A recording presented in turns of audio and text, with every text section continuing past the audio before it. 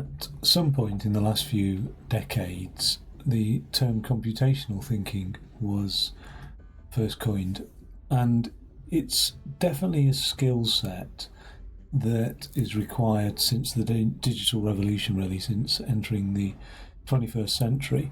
And I think most people would agree there's some variation of what makes up computational thinking, but these four facets are the fundamentals of computational thinking. These four facets would serve you well in science, technology, engineering, maths orientated careers and areas, of interest in life, one of your STEM subjects, if you like. So decomposing or decomposition is when you is the skill to break a problem down into its core components. So rather than have some overwhelming problem, you break it down and deal with each sub-problem, and then together that will form and solve the whole problem. And it's a skill that people apply these are all skills that people apply in various aspects of life all the time without knowing it. So this is just more a formalization of what those skills are. Abstraction is where you essentially ignore details that aren't important just to focus on the things that are important.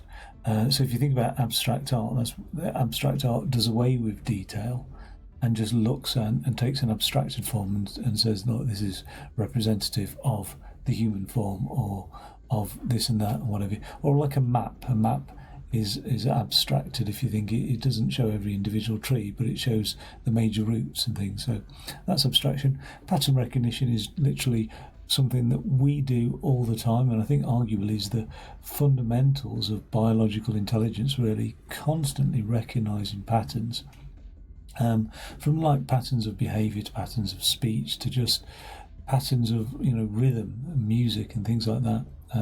So again, a very fundamental part of what constitutes this computational thinking. And then finally, algorithms, and an algorithm really is a sequence of events, like a step-by-step process by which something is followed, if you think about it like that. In computer science and maths, since the days of like Turing, if you like, we tend to think of algorithms as belonging to those fields of study, but actually algorithms are something that again are just part of our lives. When you drive or cycle or walk, you're following an algorithm, whether that's place one foot in front of the other or turn down this street or whatever level of abstraction you're operating on, you have that algorithm. And this game that I've been playing and been quite madly involved with recently, Infinifactory, really puts that computational thinking to the test. Now, Infinifactory isn't just a game where it's not just like a problem-solving game, because traditionally a problem-solving game has a problem and you find that one or maybe two solutions to that. In this game, it's not a puzzle game, I should say, but it is more of a problem-solving game in the sense that you're just presented a problem and you've got to create the solution. So you've got to amalgamate various components of your knowledge to produce a solution. Now, nicely, the game builds you up into being able to do that. I thought I'm just going to go back through and I did not really reminisce because I've only just played the game, but I want to go back through and just review each of my levels individually and just draw attention back to this concept of computational thinking as I do that. So we'll jump into the game now, and what I'm going to do is I'm going to leave up those four aspects of computational thinking in the background there, ready for us, and I will hopefully, if I can get it right, navigate around the game. Now, I'm just uploading stuff to YouTube at the moment, so we'll see that hopefully this stream's going to be all right. The very first puzzle I came across, and all the blocks available to you are not given to you straight away, but the very first puzzle was not this one at all. Not at all. It is in the Overlord campaign. So there is a story behind the game, and the story is that you're abducted by aliens, and the aliens force you to, the alien overlords force you to solve a certain various puzzles and construct things in a factory-type environment. So the very first one was this training facility here. And what you're given is these blocks that come out here, and you've just got to put conveyor belts down to sort out which block goes into which thing, which I think I did, and I don't think there's a huge amount of efficiencies to be gained. Now, efficiencies are to do with block count, so the number of blocks you use, the footprint you use, and the amount of time it takes to get from there to there, basically the cycle score. So there wasn't a great deal that can be done here. But just thinking about that, like abstraction and things like that, these are just individual blocks, and they've got to go to their individual places. Whilst I'm talking, I might as well run it. And, oh, look at that. Somehow that's been turned around, and so is that one. I'm surprised it passed the solution, I don't know. But yeah, so these individual blocks have got to go to their individual places. So I just built it like that. In actual fact, I got really lazy with this. I lowered my block count, but at the detriment of my cycle count, because I just didn't bother putting a conveyor belt down there. But that'll speed things up anyway. So it wasn't as simple as that one goes into that one. There was a little swap over, but there we go. That's the early training one anyway. We'll have a look at training routine number 2. So these are very simple, but it taught you about conveyor belts, that anyway. These blocks get welded together, so it was a bit more challenging, but they come out like that. The nice thing is they time nicely, so they just happen to fall in together like that and get welded. This is a welder. There's 2 types of welder: the ones that go on the side or the ones that go from the top to the bottom. So that one works out well, and I'm sure there's some efficiency savings to be had there. I'm not going to do efficiency savings on this run through the game, and I'm going to sort of leave the game to one side, and then maybe if I come back to it, I'll have a look at efficiency savings at a later stage. Training routine number 3. Let's have a look at that. So, some of the lore, the story, you can access by clicking on characters and things like that. But I'm not going to bother. So the problem is we've got to have these blocks welded as a 3 together, and then they've got to go there. So if you think about this decomposition idea, I've got to get the blocks from there to there. Conveyor belts will do that, and I've got to weld them as well. And what I've done, and I think this is probably going to be quite common to a way of welding, is because I've got to weld 3 together. You look at this when it gets going. Because that's not a conveyor belt, that block just stays there until another block moves and pushes it. So that block pushes it there and welds it like that. But they stay there until a 3rd block pushes them and welds them like that. Now, that actual welder there at the end, I don't really need, because if you think about it, and this is nice going back through and just seeing that myself, those 2 will get welded. When those 2 are pushed along, so they end up here, that 3rd one comes in and gets welded to those 2. So it's just as valid without that welder there. Does that make sense? The other thing that, well, I may not need this block here, but it doesn't really give me any savings on footprint. That I won't need that block there, and I won't need that because the weld is supported. So I can really minimise like the amount of blocks I've got. I've also got it going in like at the side here, coming in at the side. And actually, one thing that I now notice, and I wasn't really going to change these things that much, but well, while I'm at it, is you could probably just go, instead of being pushed down the side, I will just move this here. I'm going to get rid of that actually. Move this here.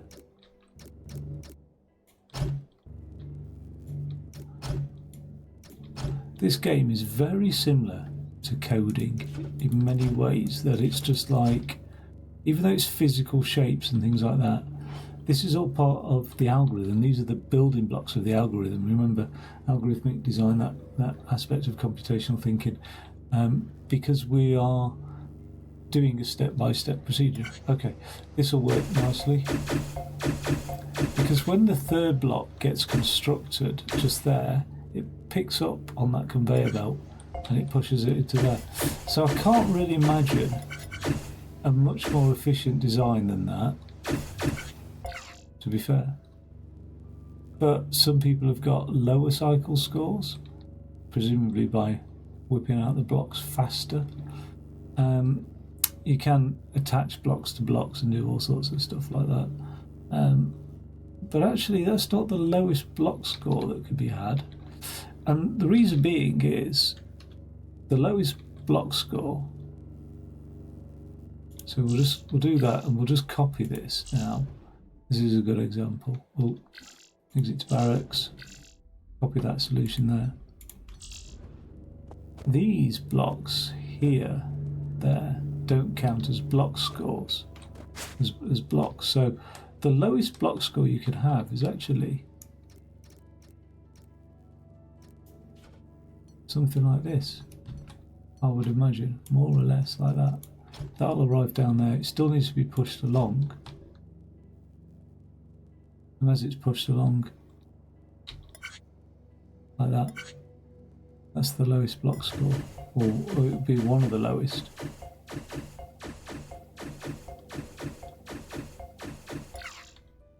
Look at that, 4. So by the looks of it, that pretty much might be the lowest block score available. I don't know. It's hard to tell with that histogram. Footprint's pretty low in the cycle score. Obviously, the more complicated the task, the harder it is to sort out. The cycle score, obviously that's the worst cycle score, because it's, well, it's not the worst, you know, but it's a bad cycle score because it's depending on everything to push everything else along. But you can do things where you attach the blocks to something and then just flip it around and all that sort of stuff. Okay, so that was training routine 3. Let's have a look at training routine 4. Okay, so they're welded, but this time vertically. So we have a look there. Those blocks drop like that and then get vertically welded. I would guess, and I'm just not going to ruin my first solution, but I'm just going to tinker about with it a little bit. I would guess that, and I won't be doing this on later levels because they're a lot more complicated, but I would have thought that we could weld like this, to be fair. Where is it?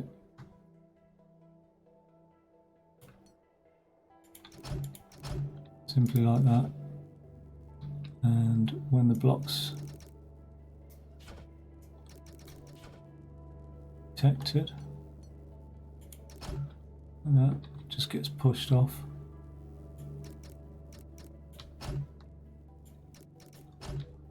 Okay, so I think those will fall in the right order. Yep. And then when that second block is detected, so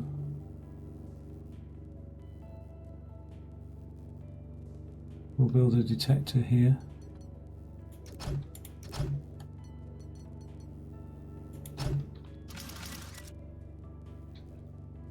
It'll get pushed off with a piston. I actually can't definitely say that that's more efficient or less efficient.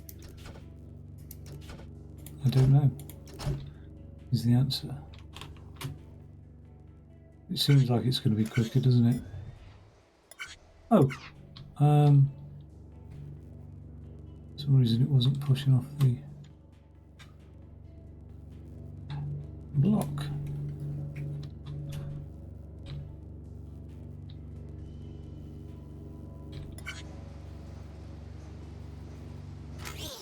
Oh, okay, because the piston's firing.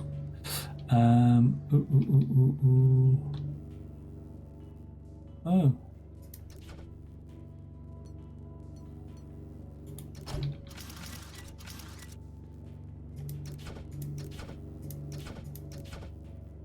Quite awkward, actually. How can I do that more efficiently?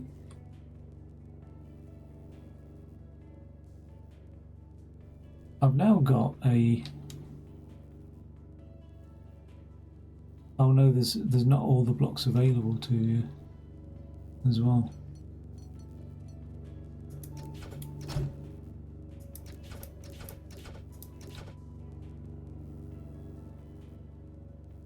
Okay, so that's why I had one going one way.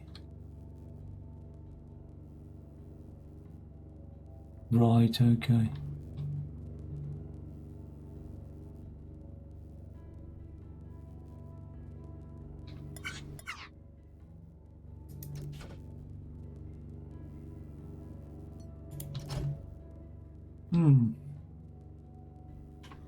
So just slowed it down.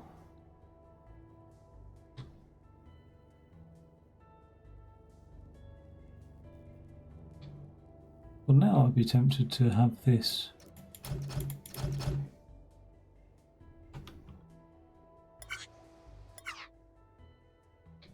I think it's basically going to be the same as what I'd done earlier. That'll drop down there.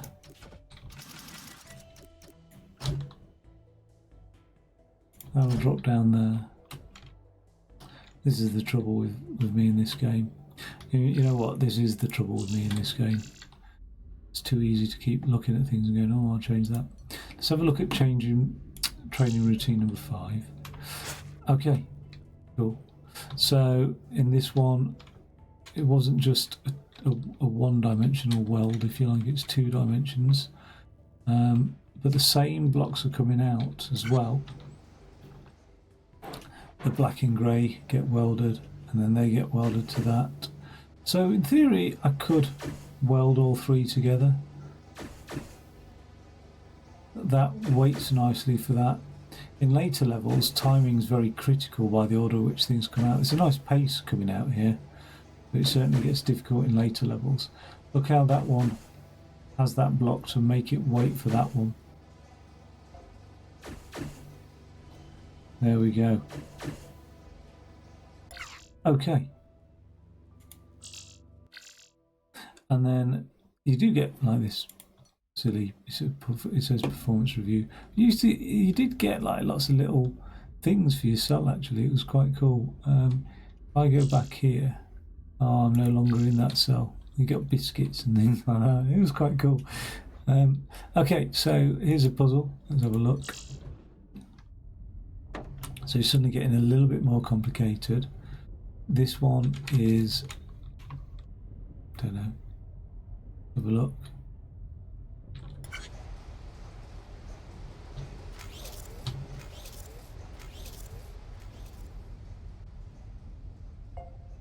Oh. Oh, right, this is to teach this piston, basically, or technically it's called a pusher. So you got nothing but the ability to use that pusher on that because the thing went into the wall. So now we're using pushers a little bit more. Now what's the we've got to fulfill 3 different things. So it comes out of one, it gets pushed onto 3 different tracks. I think using pushers may be the only way to do that, really. You could use the pushers in different ways, but you could use a blocker maybe.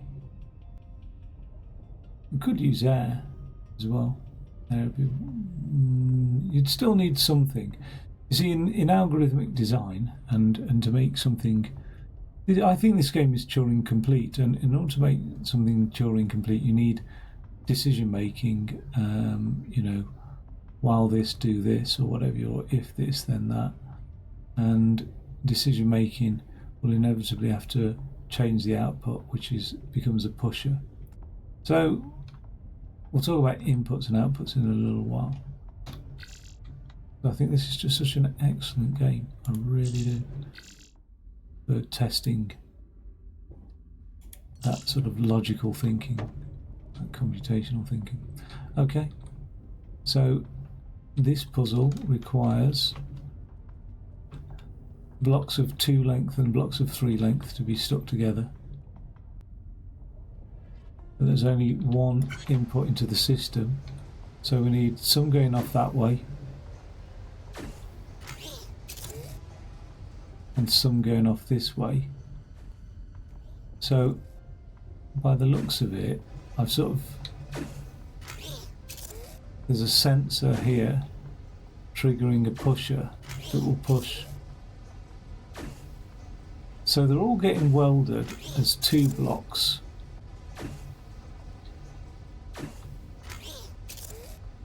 And then going off to the right.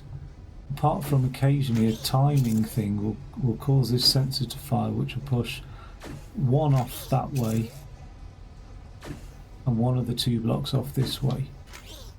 I can see lots of like efficiency savings and a different way of doing this completely, to be honest. So, but that was my solution to the puzzle anyway. Shuttle propulsion units. Let's have a look at this puzzle here, wave detection array, and have a look at my solution. And this is why I like this game. It's so interesting to see other people's solutions, and this is why I'm doing this quick summary video to show, well, these are my solutions, and the people who've come up with solutions might say, oh yeah, let's have a look and see how you've done things differently. So these are the end products, 2 white ones and a core black one, times 2. So 10 that way, 10 that way. What's coming out though is the white one's out of there and the black one's out of there. But you can notice they're coming out in a ratio of 1 black one to 2 white ones, which is quite handy. So first gets welded there, swapped over, and then gets welded on that side. This was my solution. Again, this is pushing the alternate ones across based on a timing thing here, and I decided to take the timing from there. It's not based on anything other than timing, just that when there's one entering there, push one off here. So there are several mechanisms by which you can construct factories. One is a simple timing mechanism, which in a game like this, the timing will never go wrong. These will always come out at a set rate, so there will never be any errors. In the real world, you end up with friction and all sorts of things, so you can't really time a factory like that. So they tend to be more event driven, you know. And later on we'll come to look at something called a counter that would enable that to be done a bit more precisely. Okay, in this one we're building a rocket, and this is the first time we're really having to deal with verticality in any in any form really. And so we're going to have to stack pieces on top of each other and weld them. So out comes these pieces here. So again, they'll come out in the right ratio. So we have 1 nose cone, 1 booster, 3 body parts. Okay, and all we're doing here is we're just stacking that booster at the bottom, then the 3 body parts. When that last one arrives, we're ready to go. So again, this is a timing circuit, but you could say this is not just timing, it's event driven, because what it's doing is saying when the next booster is available to arrive on the construction pad, send the old one off, if you know what I mean. So it's sort of event driven as well as timing. This goes along here. That sensor picks it up and just piston pushes the nose off there, like that. Now in retrospect, what I'd have probably done is I'd have probably had just simple timing to get the booster to fall on, then the three things, and then the nose cone falling on top, or even all of it just under one pad. So that was all of these builds that we're looking at are just like my first prototype. I never really go back to refine it, which I will do at a later stage. Okay, so that's that solution.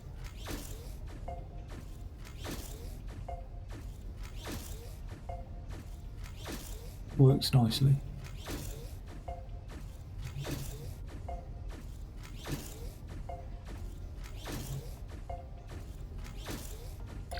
I like watching that, it's quite meditative really, all these factories. Okay, coming on to the next one then, which is the resource site. The first puzzle under resource site, optical sensor array type 2. So we've got to construct that, and what it does is it stamps it. Okay, so that's like a stamping block. So out comes the two pieces, but see how it gets stamped? So that's stamped, and then all I do is I separate it, rotate one, and just do the usual weld them together type mechanism.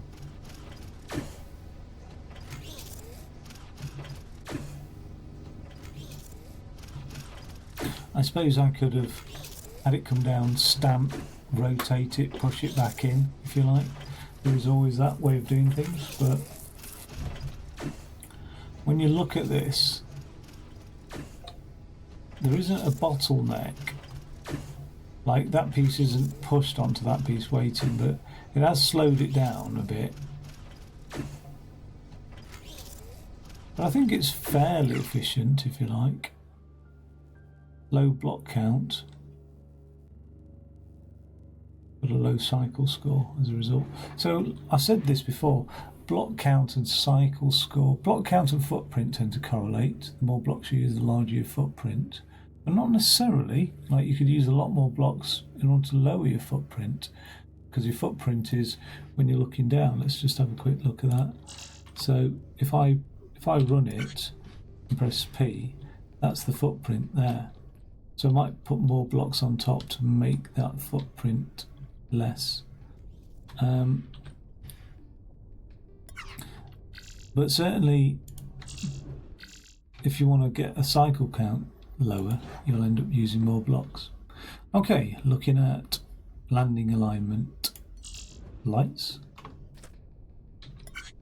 That's our end product there. They're all alternate, red and blue.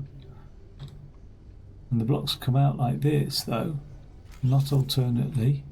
So all I simply do is push out that to swap them round. When it swaps them, they just drop down. So I can then just divert them separately like that. And then another rotation to complete it, so it's rotated 180 degrees. And then simply, we know how this welder works, we've seen it in the previous ones. It'll just line up for, doesn't matter if they're that long, it's just lining up for along that length. And that's it. Again, not hugely complicated as a level.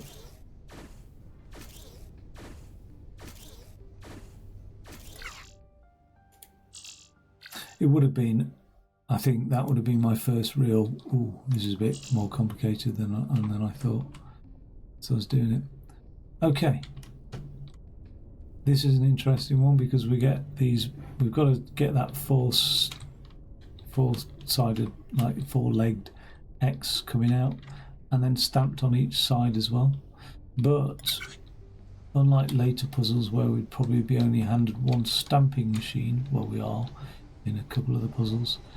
On this one, what's nice is it will get stamped on both sides and then rotated and stamped, which we'll see in a second. So it gets stamped then rotated and restamped. So it's just constructing it would have been the challenge here. All I'm doing is building the length of 3, and the way I'm doing that is counting 3 along here. This is probably the first time I realised that a piston doesn't just push these blocks. The piston can actually push the factory pieces, as long as there's nothing connected to that factory piece on either side. Diagonals don't matter, but if it's on each facet there. So yeah, push these along. So we get 3 down here. That sensor there picks up that there's 3, so when the third one goes, closes this so that the others go across the top of it, like that. 1, 2. They go their own separate ways and get welded on either side.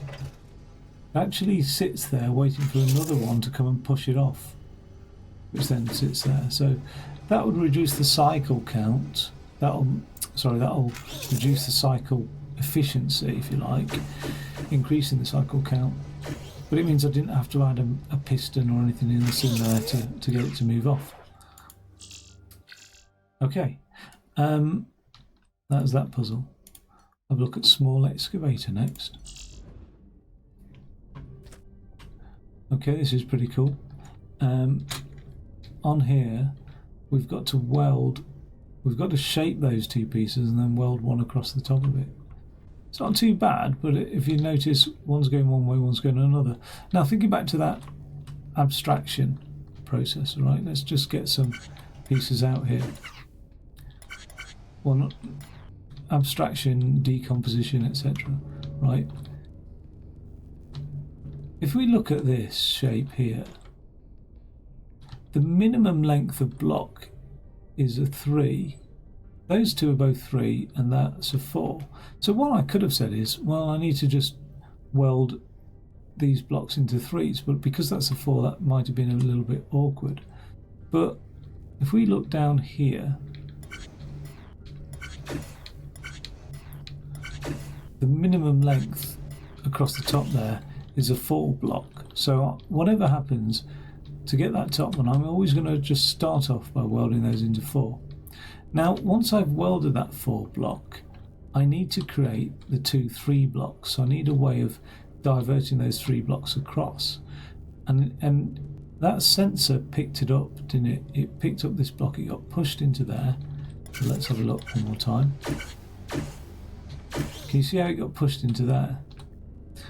And all that piston's doing is not very much, it's just pushing the block off.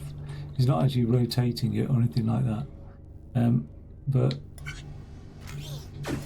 if you see, now that one, right, so it wasn't even pushing it off, you know, that sensor isn't doing very much at all, actually. I think that sensor can come out. I can see that now. So it'll still build 4, and then that it picks up on that conveyor belt. That moves it along. It's this sensor here that pushes this Twizzler out, if you like. And that means that 3 block there now gets twizzled off here. You see that? And because that block's sat there under the sensor, any other block will get twizzled off here. These 2 blocks are identical coming out of this thing.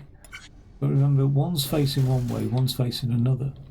Now that it's done that and it's twizzled those off, these can now cause that one to be pushed off as well. So let's have a look at that.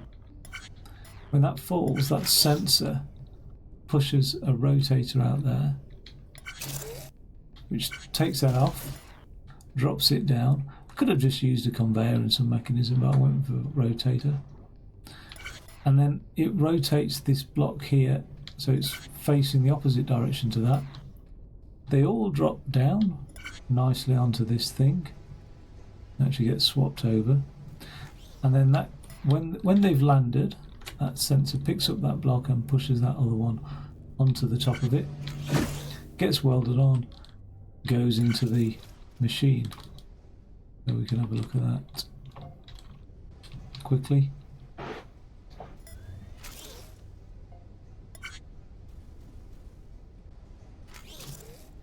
what you may have noticed is that an odd number of blocks gets done by this machine. If we look at what's coming out here in the system, that's a 3 block there, that's a 3 block there, that's a 3 block there, this one gets pushed down and that one gets moved along,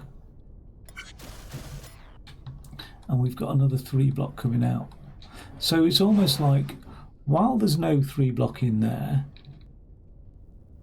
happily make this a 4 block if you like. Oh, sorry. While there's no 4 block in there, the next thing to come out needs to be a 4 block. And there won't be a 4 block in there so long as there isn't a 3 block in there, if that makes sense. So, no 4 block in there. But as soon as there's a 3 block in there, so as soon as we land a 3 block, effectively, it gets rid of that block, which means makes the next one a 4 block. So as soon as a 3 block lands, we end up producing a 4 block. So you get this chain of events happening when it becomes event driven like that. You get a chain. Now that chain can be very productive, but it can also be detrimental when constructing things, because if you cause a delay, if you like, that delay might go back throughout the factory.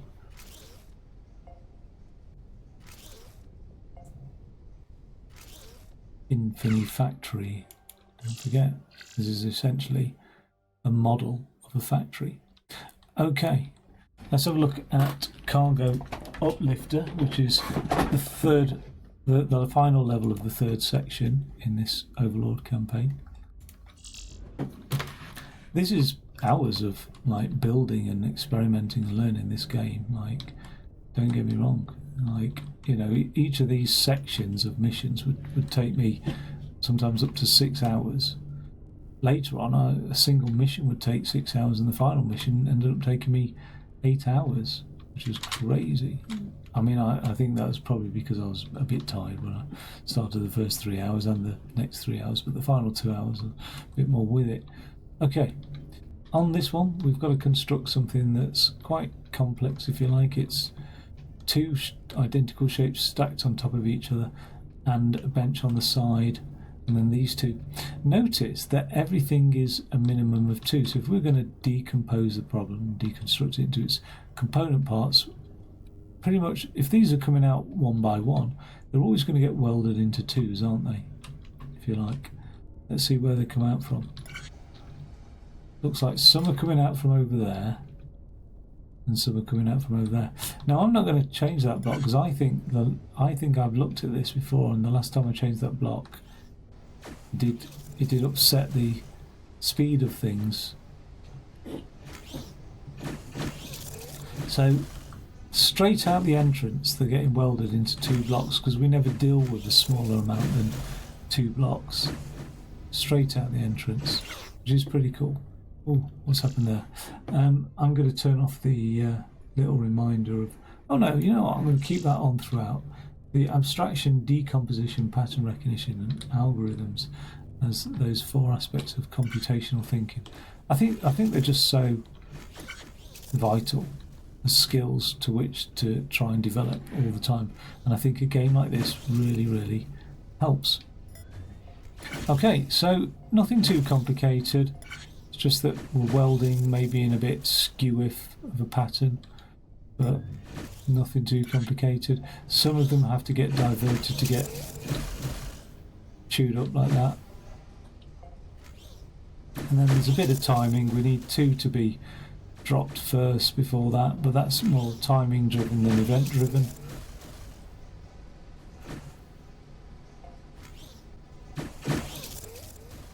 Oh. There we go. Okay, production zone number 2. Let's have a look at that. So the first puzzle. You do have a booster on this, by the way. It's unusual that it's a first-person puzzle game like this. But, yeah, this one is an introduction to these eviscerators, really, because we've got to eviscerate all that panel to produce those monitors. So simply, everything, but notice how, because the panel's too deep, and I've only got one row of eviscerators, that works because it will still push, you'll eviscerate those first two and then carry on. So the only one that drops out, the monitor if you like, look at that, it's going to eviscerate it, is, it couldn't be one of the 3 broken ones because we didn't require a broken monitor, so that narrowed it down to either being this one or this one.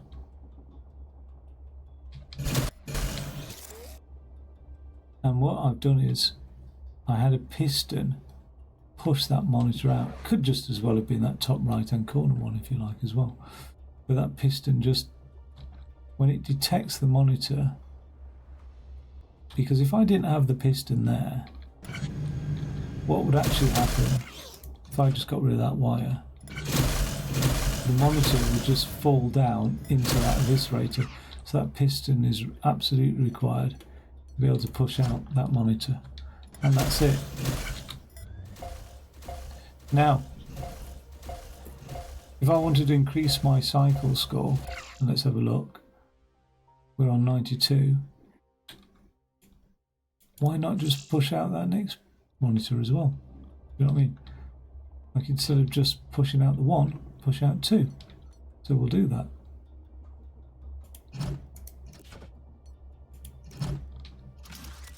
Now, when it pushes it out, it will arrive on that, which will want to push it that way. So I'm going to push this way.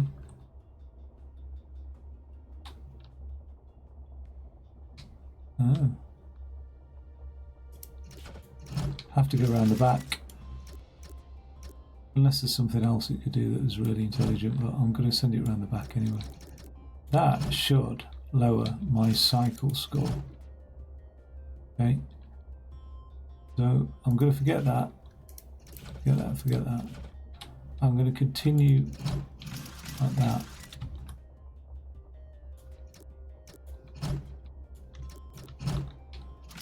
Hopefully those 2 will take precedence over that one there. And I'll have the piston push it out. And that sensor wire, I'll bring it on over like that. Let's see what that looks like. Doesn't like it. Why is it not firing? Oh yes, because the sensor wire is not coming out of the thing. There's no pass through on the piston. The sensor goes into the piston. It doesn't then pass it through. It has to go around like that. So there is a second one coming out. So that should lower. So I'm getting 2 monitors now off each one of those. So that has now lowered my cycles count down to 92 instead of 101. It's hard to think, oh, how could people get their cycle count down into the 50s? And actually what they do is they flip these things all the way down into there and then just piston them out and then have the conveyor belts go into that, which I can look at doing, like I said, when I come back to look at these levels again, if I decide to go down that route. Shuttle maintenance now.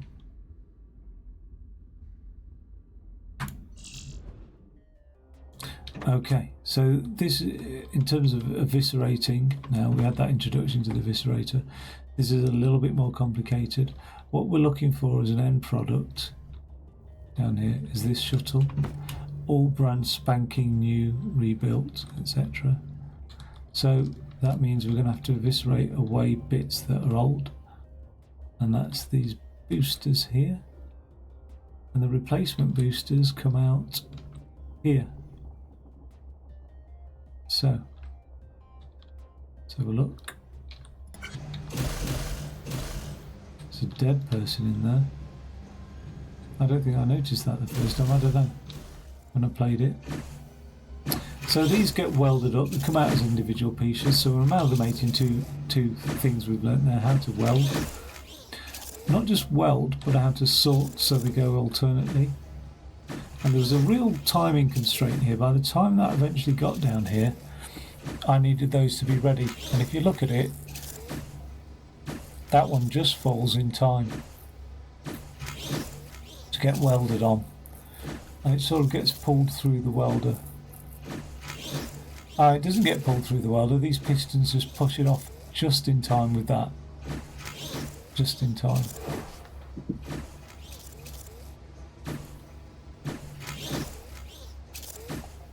Oh, I think if I was to do that again, I would flipping so much quicker. I'd rotate them over onto here and drop them down like that. But that's it. That's that one. Oversight Terminal Model 6. Have a look at this puzzle. Yeah, this is pretty cool. We've got to build that terminal there, and we get all these individual pieces that we presumably salvage from other terminals. So again, we've got to get a row of 3, so deconstructing the problem, we've got to get a row of 3, we've got to get a row of 2 of those keyboards, and a row of 3 monitors plus another 3 monitors. So we weld up 3 into a row, and then stack them to end up with 6. Push that along to amalgamate it to that base there, like that, and then we push that forward to amalgamate it in a weld with that. Works out nicely.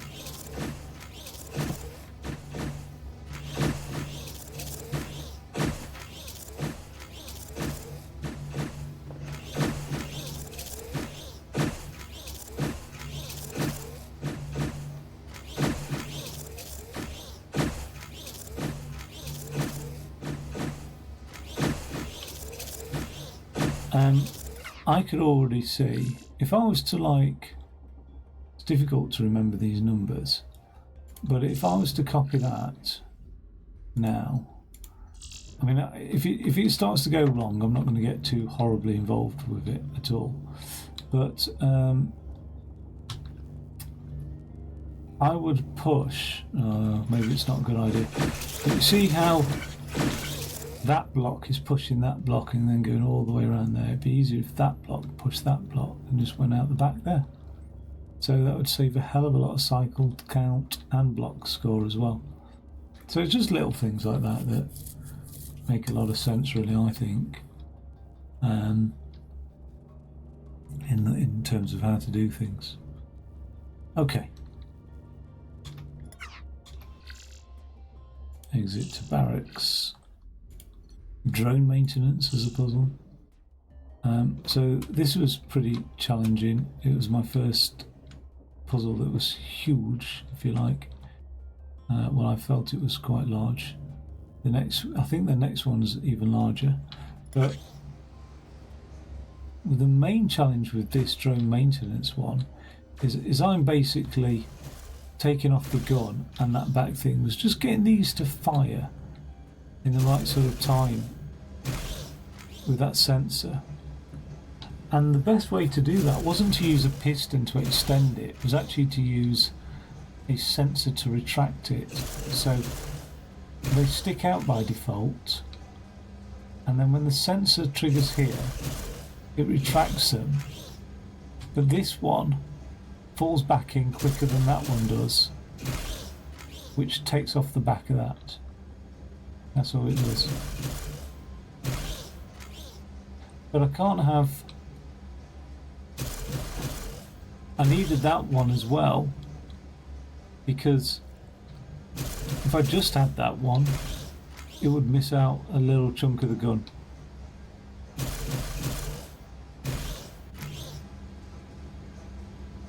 I think it retracts too early. And that's it, basically.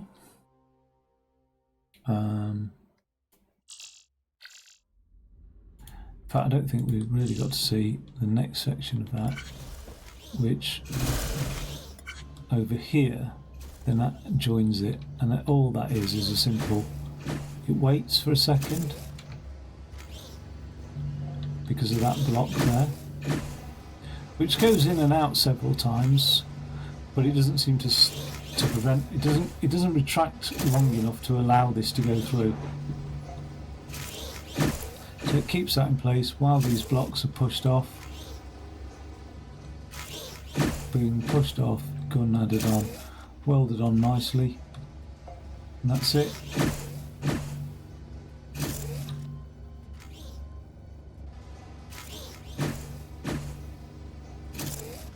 Whew, excuse me.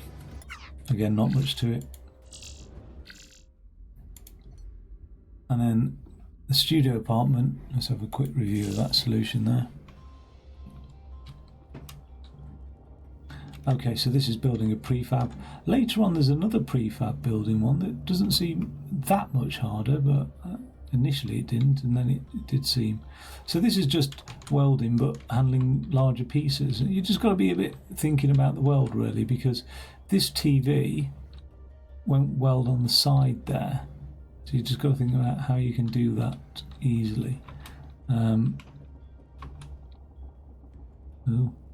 Let's make a start. So we've got a base coming out. That's all a solid base. It didn't have to be welded together. Oh, it looks like... Oh yeah, there's the TV. So the TV's coming out separately. I just push it on to weld it. Okay.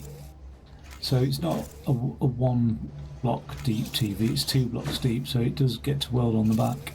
Had it been 1 block deep, it'd have been a bit more challenging to weld.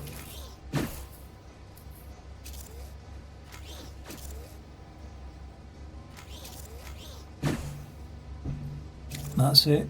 It's more or less timing for this one.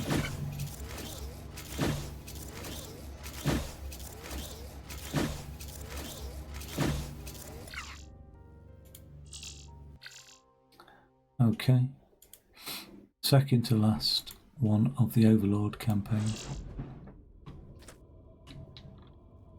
This one is building a rocket again, and it's not really much different. The only trouble is the end point is lower than this point, so it's all about learning to use these lifters. Just lift up like that.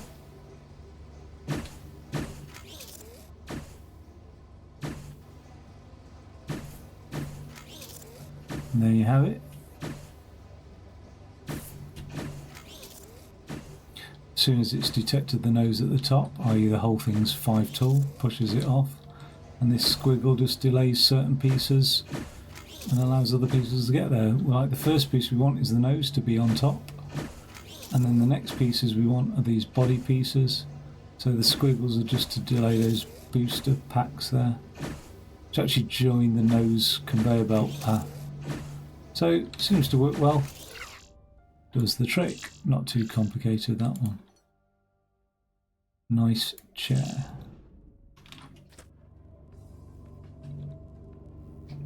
Look, there's a guy over the side there. Look out for those guys.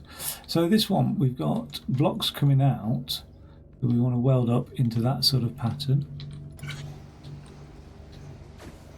When I deconstructed the problem, I used decomposition and deconstruction the same way, I realised that the blocks could either be 3 blocks and then with 2 blocks, or if I made every block a 2 block coming out, I could build the whole shape just using 2 blocks. So I decided to stick a welder here so that we handle every block coming out as a 2 block. Okay, so that builds that wall, one of the walls anyway. 6 tall or 3 tall. It must build that back wall, which then gets welded with that 1 tall there. And then over here we're building another wall, which will drop down in a second, and then that will get amalgamated as well. So we'll have a look at that.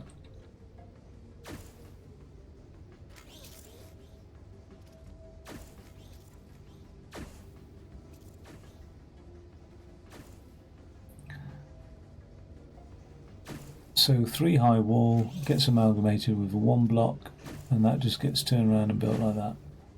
There is a million and one different ways you could have done this, an infinite number of solutions really.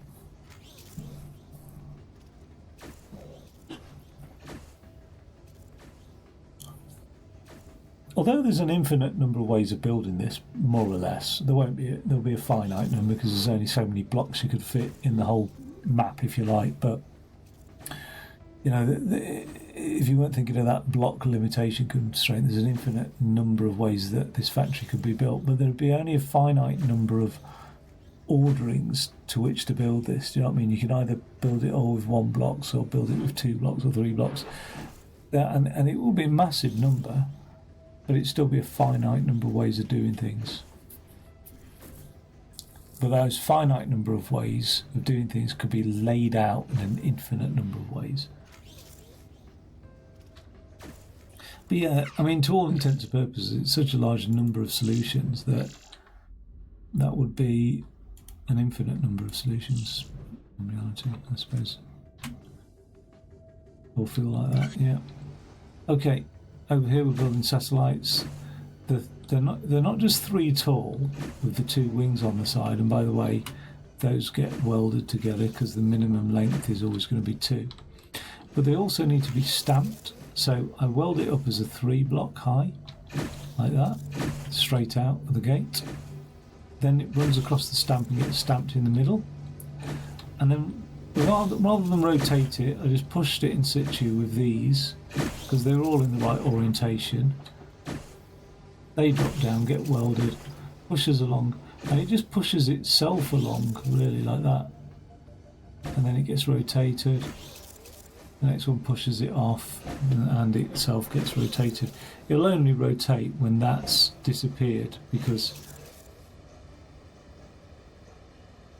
I was wondering what had happened to that. So anyway, we'll just have one more quick look at that.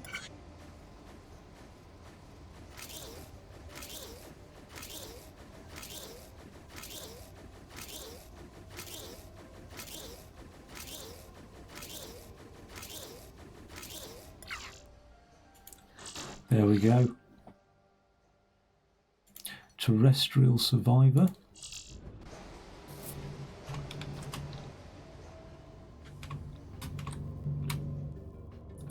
It's pretty cool.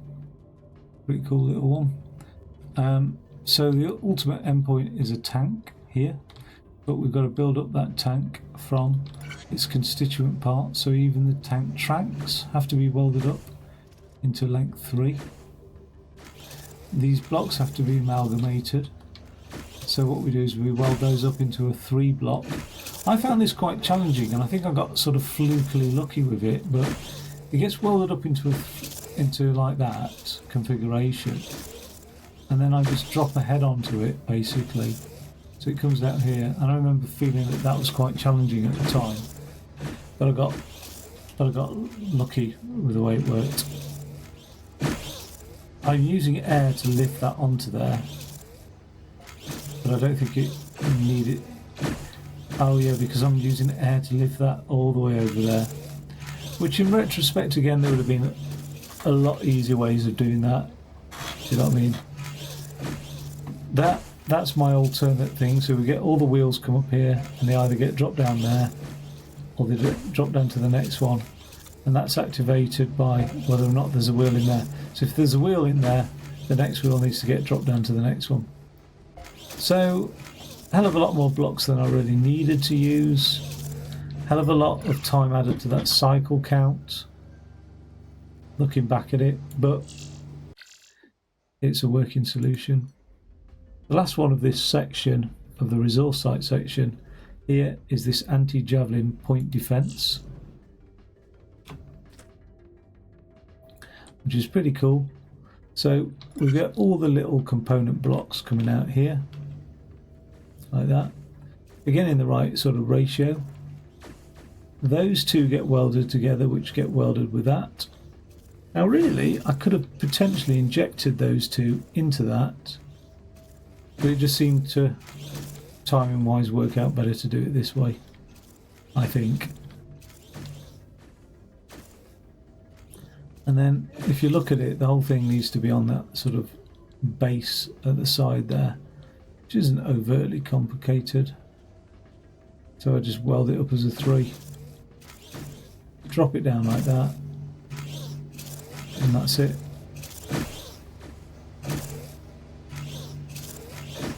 That block stops it rolling on. When it's detected that other block's on top there, it'll then let it roll on.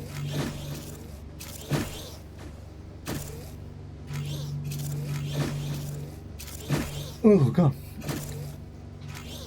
An alternate way of doing that would have been to have the conveyor come across the top.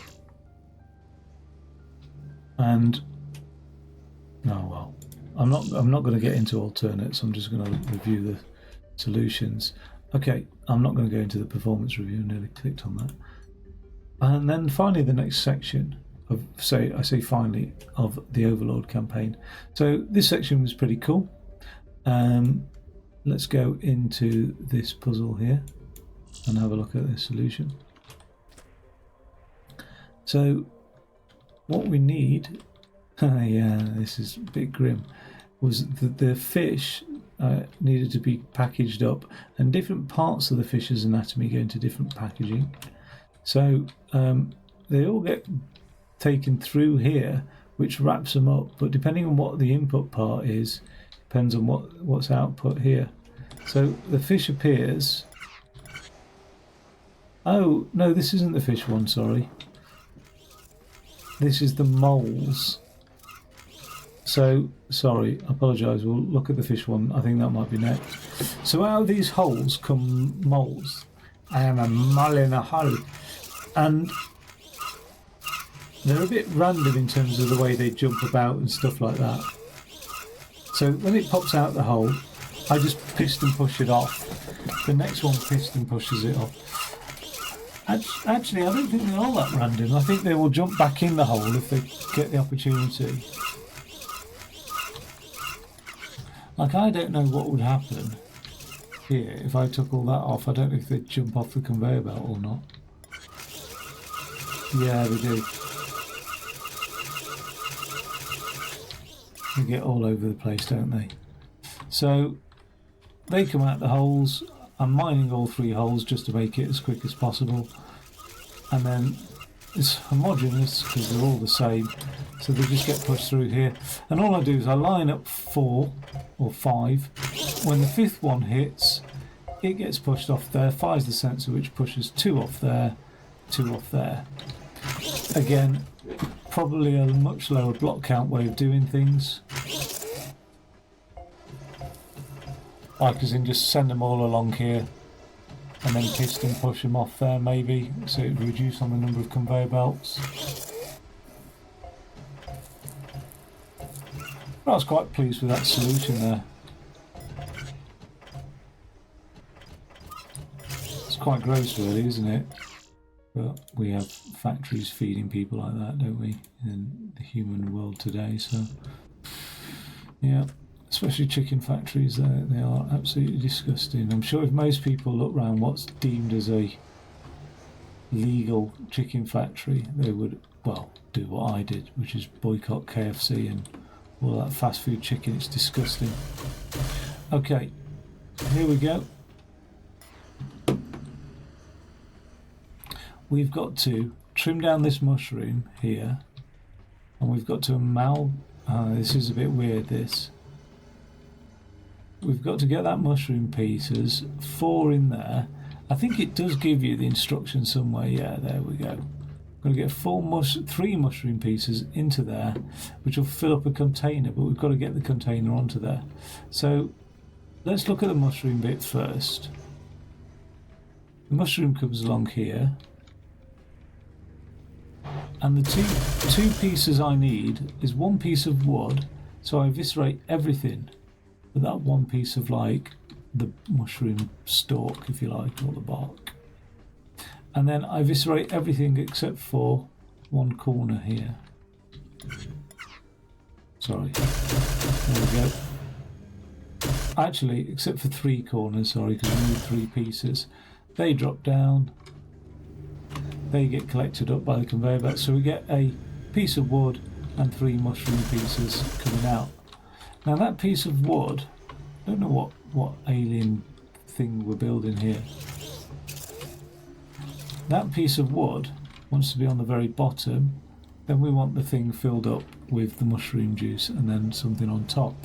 So coming out of this section here, we've got them in this order, but don't forget that thing goes on top, so I push that off to one side and wait for that to pass by. Okay, at that point I could then push that, well let's just do that. Right, so that passes by that empty tank. It now pushes that off there, which is fine. I spent a long time perfecting the timing on this, only to now look at it with a fresh set of eyes and think it's over-engineered timing. Like, it doesn't need to be done like that. But that comes across here, lands in there, the 3 mushroom things get squashed down. It was this bit that took ages, because this, and it was all to do with timing rather than event driven. This thing here is fired off by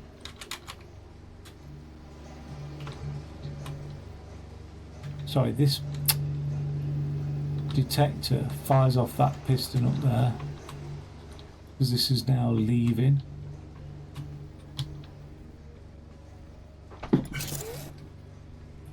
And it just goes all around here. That then activates these pistons here, which makes sure that that roof gets on top first there. And it just sort of works out, really. It was a nasty bit of timing. I think it was during this level I thought to myself, oh god, some sort of counter would be so handy. And actually, it's not soon, it's not that much later that we end up with counters and things coming into play. But yeah, there we go.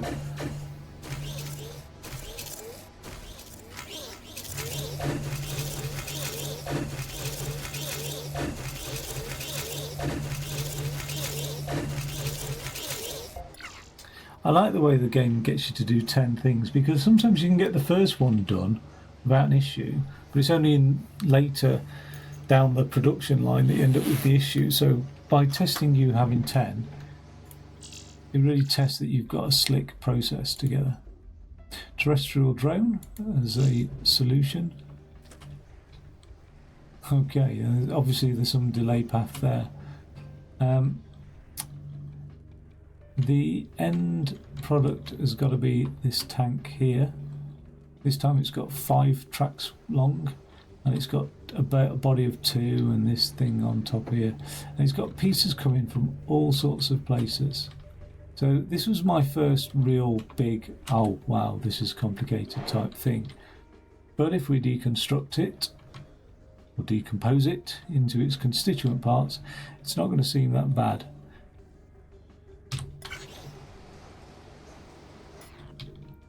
Tank tracks will get welded into a 5.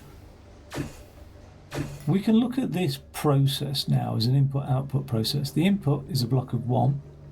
The output from this section will be a tank track of 5. Okay, so later on we're going to need an input that's a tank track of 5. We don't sort of need to know how this section works. We just know when we're building this machine, we take inputs that are tank tracks of 5. And you think about it, all production methods, mass production methods work like that.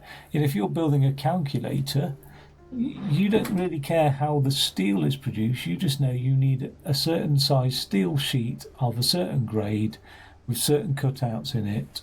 It doesn't matter what process goes into that, your input is a steel sheet, as much as your input might be copper wire in some form or another. You know what I mean? And then eventually, if you're a reseller of those calculators, your input is a complete manufactured calculator. Your output might be that calculator in gift packaging as such.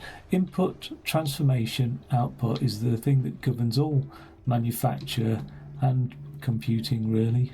So everything, mathematics, whatever, you can think of it all in terms of input, a transformation, and then an output.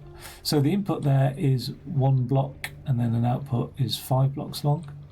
The input here is 1 block and the output is 3 blocks long as a gun. Timing doesn't matter what's happening with the other pieces, that's only complete when that's a 3 block gun. We've just got 1 block coming out there, 1 spurious block. And let's have a look at this as an input-output process. So I have obviously delayed this significantly, but I could have had it ready, stalled and waiting, and then piston pushed it off, but I've obviously decided to add a much needed delay for some reason. The reason I've added a delay is because of the welding. The welding wasn't going to be too easy because it couldn't all be welded that easily. So I need, because of the shape of it and the way the welders get stacked like that, they could be 3 long, but they effectively get stacked like that. They don't go round corners that easily. I needed to weld a welder. I needed to weld 1 piece to these tank tracks. So 1 gets loaded in there, 1 gets loaded in that way. That then gets welded, but with a top-down welder. Pushed to one side, falls down neatly, and then the remainder of that base there, when it falls down, and it's had that 1 white block that's travelled all this way along, welded to it, then gets pushed into that and welded again and pushed off. And that's it, job done. The gun gets added right at the end, just welded like that. So where's a good view of the whole thing? I really struggled with space in this one actually. It's the first time I really struggled.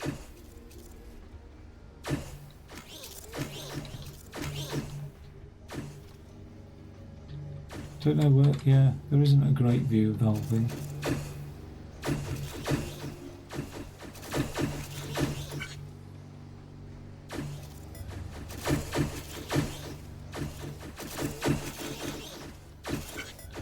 That gun doesn't need to travel all the way along there. Do you know what I mean? That's again a waste of block count and things like that.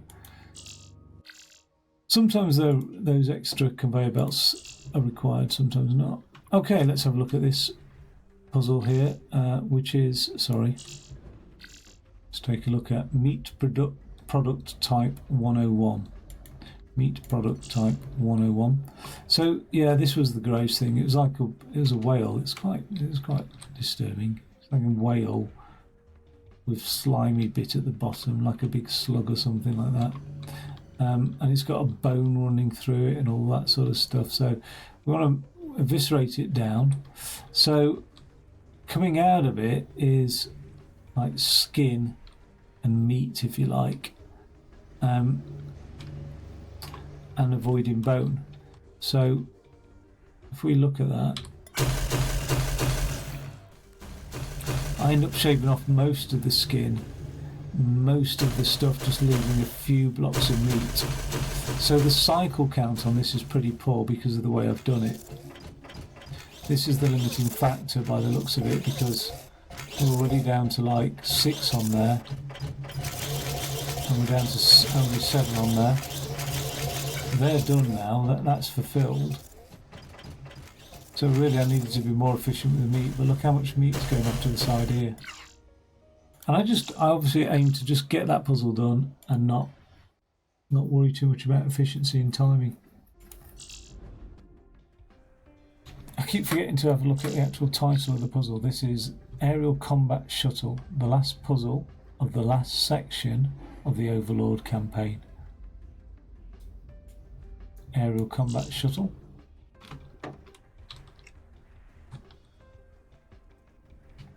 So this is the first time I was like, wow, we're going to have to build something vast. The end product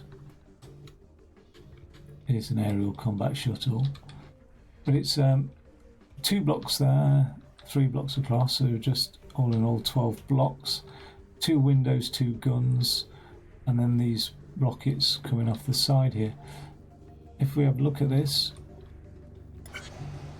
those are the windows and guns. So they just sit there waiting to be welded until 2 more come out. They then get passed along here just in time. We'll come back to those in a second. All the way along here is the output of those individual blocks. And let's just have a quick look at this. So those will get welded up into 2, then 3 blocks. They then get welded up into a base, pushed along again. That base will wait there for the second thing to fall onto it, so it ends up like that. When it ends up like that, it gets piston pushed along and the whole thing welded together. These boosters aren't complicated, they're just built as 3s. One goes one way, one goes the other way. I thought this was quite nifty actually, a crafty little nifty design. It took a while to get this sorted out. I thought it worked well. I'm just going to get rid of that. And have it go off to one side somewhere. Like it can be supported by the cable like that. Okay. So again, that booster's constructed, ready and waited. If that booster can work its way across there, because that top piece doesn't fall down. So when it gets pushed out, we just had a track pulling it along there. I seem to be a lot more creative with these solutions. Works its way along here, triggers that sensor which drops those pieces onto its front. They get welded up, job done. And then the final stage is just to push it along there. It has to be pushed along by its own boosters and not the floor, because you can't put one of those onto there. So it's like it has to push the last part that's over this row, because you can't put that on there, but it will just drop off the end if you're not careful. That's it. All that does is touch that sensor which pushes it back along. So yeah, I found this to be quite challenging at the time. There's a lot of fiddling about with things and stuff, but it seemed to work. Building the individual components, getting that welded up as a 3 is easy. Same for this as well. It's just that last bit of amalgamation and the order in which you do things, and that's really determined by how you can weld things together. So I couldn't really weld that as a 6 block and put those 2 things on easily. I decided to weld it in this configuration here. Okay, that's it. Job done, and that's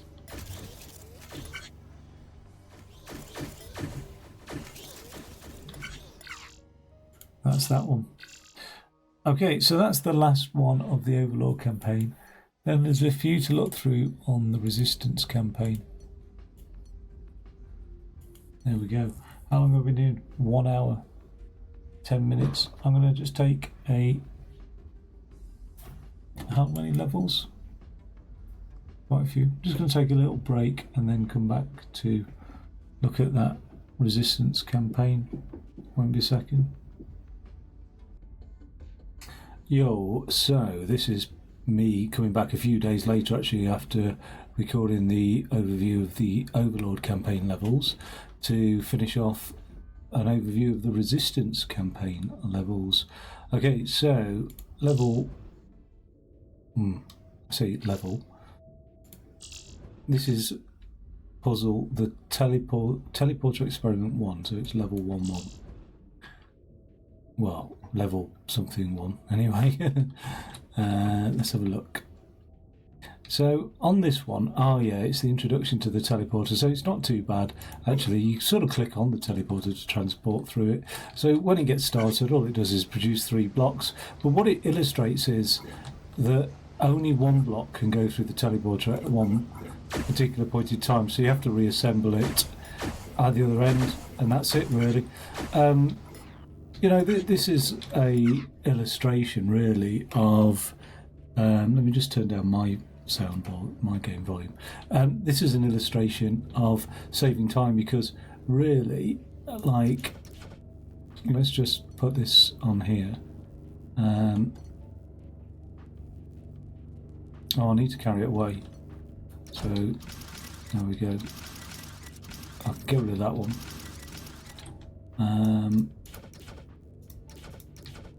Like this. Unfortunately, you're going to need all of those like that. But actually, what would make sense is if I push it back one, still end up having to. Well, it doesn't matter. I mean, it is what it is. Could actually push that whole thing back one. Let's do that. That selection tool. Push it back one. That won't slow anything down. Au contraire, mademoiselle. It will maintain everything at the same speed. And same again on this side, actually. Everything's sort of already welded, so adding unnecessary blocks. So I could take all those blocks out like that. And then if we look at it, it'll still be the same solution. Still pushing things through in the same way. Although it's, as you can see, it's getting a little bit higher, so it's ruined the cycle count, although it's improved the block count massively, so we're now down to 12 blocks. Oh, the cycle score's pretty much the same again. Okay.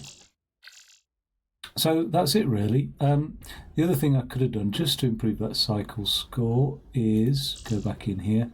So it will lessen the block score but improve the cycle score. And if I go back here, I could have just put in, and I'm trying not to get too involved with doing this actually, but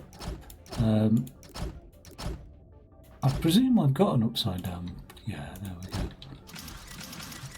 Okay, cool. So we'll just accelerate through that. What that'll do is push the top. Oh no, it won't. It won't push it in because it's facing the wrong way. That's why. Okay, that should be better now. No, it still won't push it in because. Oh, it does. If.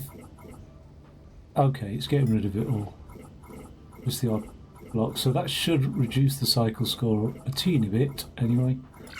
On this 128 now, but it's just 13 blocks, so a little bit of compromise to be had there.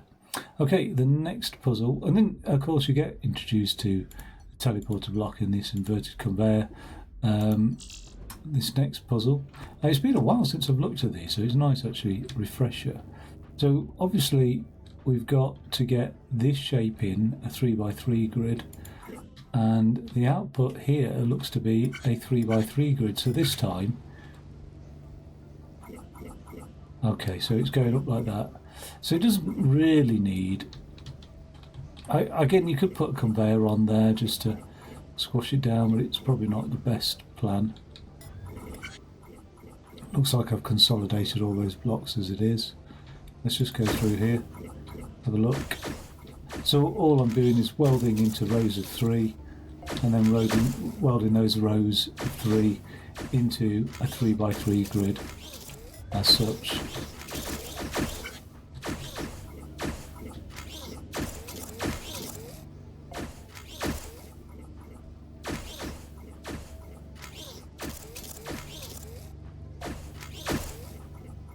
Just trying to think if there's a way to consolidate this really.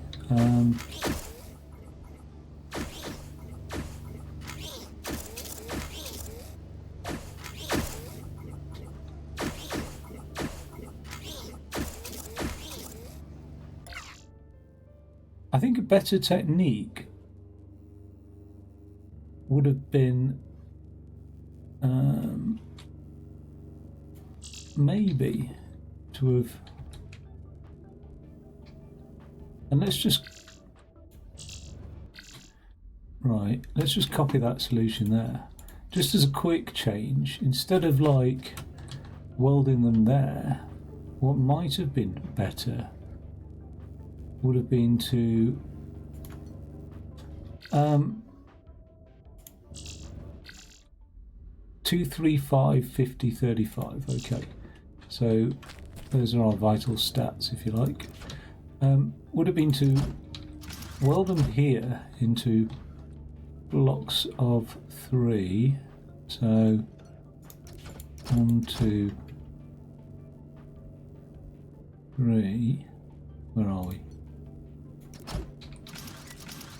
Like this. That can go like that because the next block will push them along. So let's just see that in action. Yep. And then we can weld them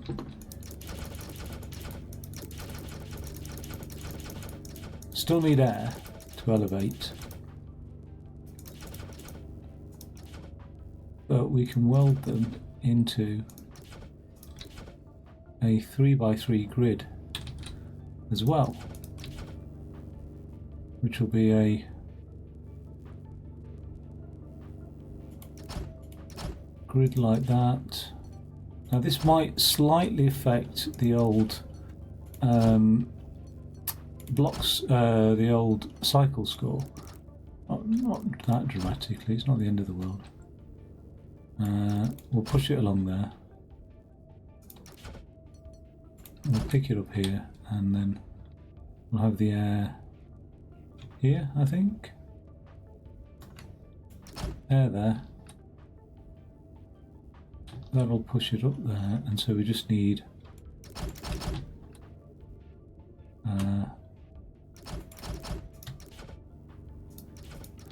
upside down conveyor as such. Okay.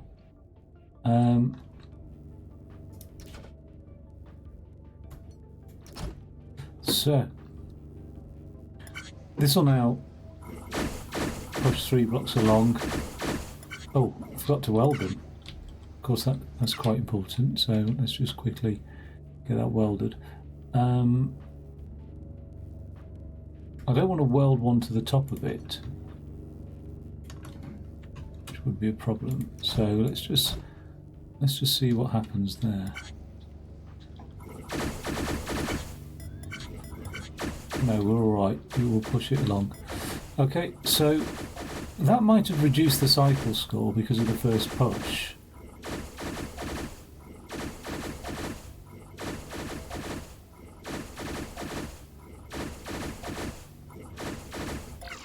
But we're suddenly down to 18 blocks. The cycle score is now 231, but it was 235 before. So, interesting. Well, by reducing the number of blocks, I suppose we've reduced the number of steps involved.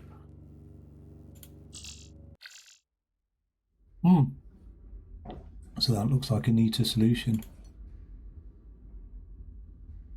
What was the final solution?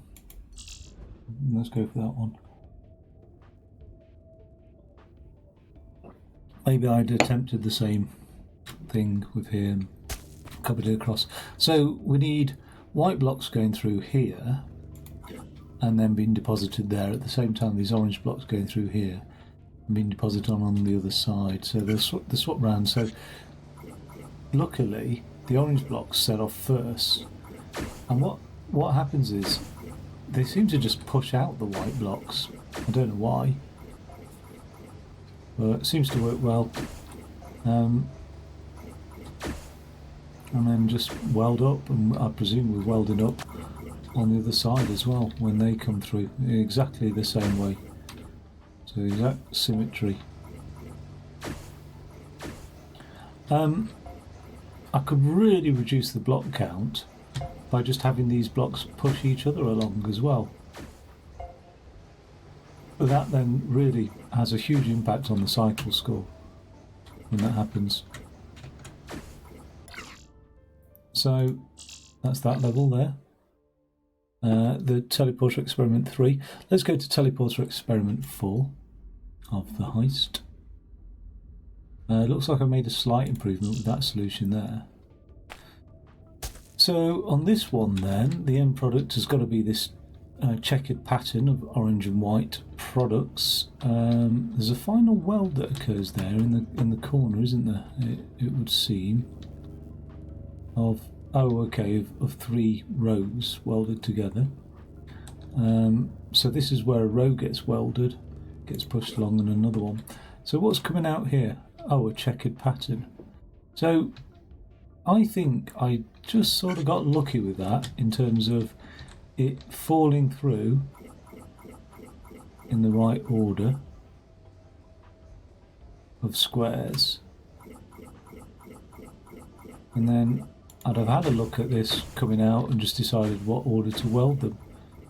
So they're just sort of coming out alternating, aren't they? Which makes the checkered pattern. So in terms of improvement scope there, not a lot is there really. It is what it is.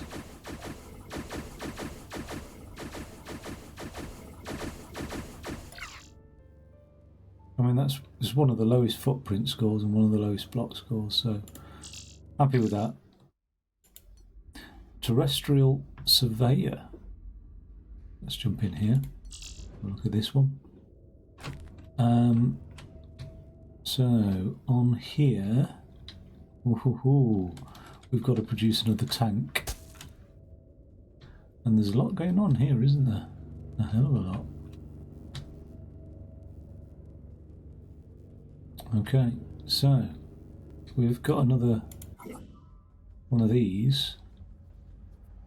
So I think again, I got sort of, well, I won't say I got lucky, but I sort of did this in a way, had all the belts pointing in here, and then just removed any belts that weren't ever being touched as such. But I don't know why I've forcibly slowed it down. That's interesting. But anyway, just sucks it all in a consistent order, and then obviously we've got a contraption here then that's just pushing things out. So let's try and work out. So when the first piece comes through, there's no sensor detecting that very first piece coming through. So it looks like it just drops on the conveyor belt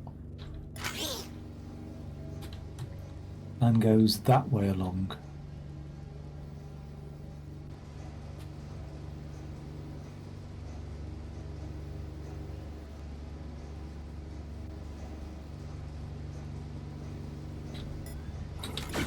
Okay, so the first piece is the first 3 pieces are the same.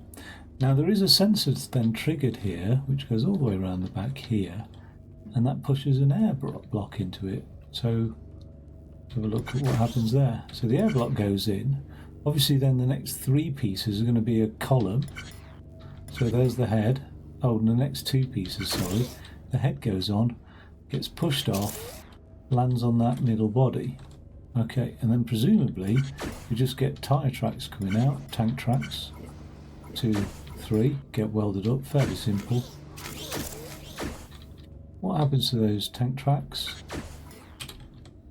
Oh, we're already welding up another body, aren't we? Okay, so one goes there, it triggers a sensor which pushes the other one presumably up and over. Okay. And then across like that. So you'd think, oh well, just have that weight for these tank tracks, but obviously another body was coming through pretty much straight away. As soon as that one's done and the tank tracks are out, another body comes through. So it's timed just in time. Do you know what I mean? Everything seems to be just in time. So I don't really want to start fiddling around with this one, because that would be a whole session in itself, I think. So if it's a little change, I'll make it, but if it starts to go, oh, this is going to be a big change, then yeah. So I think there's 2 approaches really. One approach is you could forcibly set an order for the tank to be demolished or to go through this thing. That's one thing you could do. Or you could just have it go through with as simple a configuration as possible. And you know what, I bet you I don't even need that end block as well. But have it go through with as simple a configuration as possible as the input, and then all of this here deals with what comes out in the order of pieces, which is how I decided to tackle it. Because I think it's better to have the complexity here, because I think the complexity on the other side, to input the tank in the right order that you'd want it out here, would be a lot more complex. So it's quite a large footprint score there. But the reason being, I think, is all of this sort of stuff. That's a huge footprint score. That extends everything. Because if I look at it and look at the footprint, you know what I mean, all those pieces there, they really do extend the footprint. As the tank goes along as well, let's have a look, it itself starts to paint out a footprint. Can you see that? Which you can't really avoid that, the tank painting out the footprint too much. You could send the pieces one by one down there and then assemble the tank as close as possible to this thing, which probably makes actually the most sense. Like, get this base, move it over there, you'd reduce a lot of that. And again, footprint is something to have a look at. So it's another metric that can be used to measure the efficiency of a factory. I suppose, you know, not just in game but in the real world as well. You know, you don't want a huge footprint. You know, you're working with limited space when it comes to industrial production, etc. Okay, so let's exit to the barracks this time and not to the desktop. Anti-javelin satellite. The anti-javelin satellite level. Right, so again, let's have a look at the end product. This is, you know, I think that represents 2 guns. We've got 3 identical blocks down the back and 3 there. So there might be some welding required, etc. What's coming out? Let's now see what's coming out. Okay, so just the same as everything else, really. It's just so this is because this level's smuggling stuff out and then sending it through the teleporter and then reassembling it. Yeah. So all that does is drop it, eat it down, and it eats it in a relatively nice. The point being, it eats it in a consistent manner. So what I've done here, which I was going to suggest could have been done with the other one, is I've simply just got all my ducks in a row and then I've pushed them off the conveyors. And I think that was because I just didn't want to deal with too much complexity. It just seemed easier to have a look and just go, all right, these are the same blocks, we'll push these off this way, these are the same blocks. It looks like I've managed to get a weld on those gun as well. So they've all ended up in a line, so I could weld those 5. These 4 end up in a line, so they need rejoining with this piece there, that white block there. So again, it gets welded to it, so that's like a corrective weld. And then these satellite pieces, they must all get pushed off that way, stack up as a 3, those blocks stack up as a 3, those 2 get welded together, and then the whole lot gets welded together. So I think fairly logical, you know. Again, much more space saving to be had in terms of the block count, I'm sure. Perhaps the footprint as well. But yeah, quite pleased with how that one came out. Could have potentially constructed it similar to the last one, where it was being fed out here bit by bit and just a contraption around here that just knocks it all together in the right sort of order. I don't know, but I think for simplicity this works. Now don't forget as well, relating this to like real world production, you would actually have you would also, you know, this is another compromise, as much as it is to reduce the footprint and the number of components in a machine, etc., and the cycle score. You'd also want to make sure something's maintainable for simplicity, although that's often an afterthought. But many businesses run into huge expenses because they can't maintain their own equipment, and they have like one employee with specialist knowledge, or you know, need to get an external team in because the cost of changing all of that is just too high. So by keeping it sort of like simple and obvious as to what's happening, it's easily maintainable. I mean, I'm able to explain what's happening by looking back at this, and it's been a while. I've forgotten all about these levels, to be fair. Okay, final level of the heist is the Big Blowout. Let's have a look at my solution. I thought this was quite a challenging level, vaguely from what I remember. I remember it taking quite some time compared to the other ones in this section. Oh my god, look at that, eh? So the end product is a donut, a black donut if you like, with an orange bit in the middle, and then 4 white legs to connect the same donut again. So that's the end product. We've got a lot of like duplicates, if you like, there. I just right-clicked on something, but I don't think... Okay, nothing happened, which is good. Right, so we've got individual components coming out. We're going to weld those individual components and then feed them into this teleporter here. Now, what I did do then is put some logic to slow down these components on this side of the fence, because I couldn't have them coming out in some higgledy-piggledy order, which they were. Even though it is the same higgledy-piggledy order. I don't often use that term, but I didn't want it. So what I've done is I've sort of forcibly slowed down these components here. They're not welded together, no point in welding them together, but they're pushed out anyway. And then they go into this air block here, one by one, pushed in there. So it's not the fastest, and then when that's done, this was pushed off, sorry, you'll see that in a second.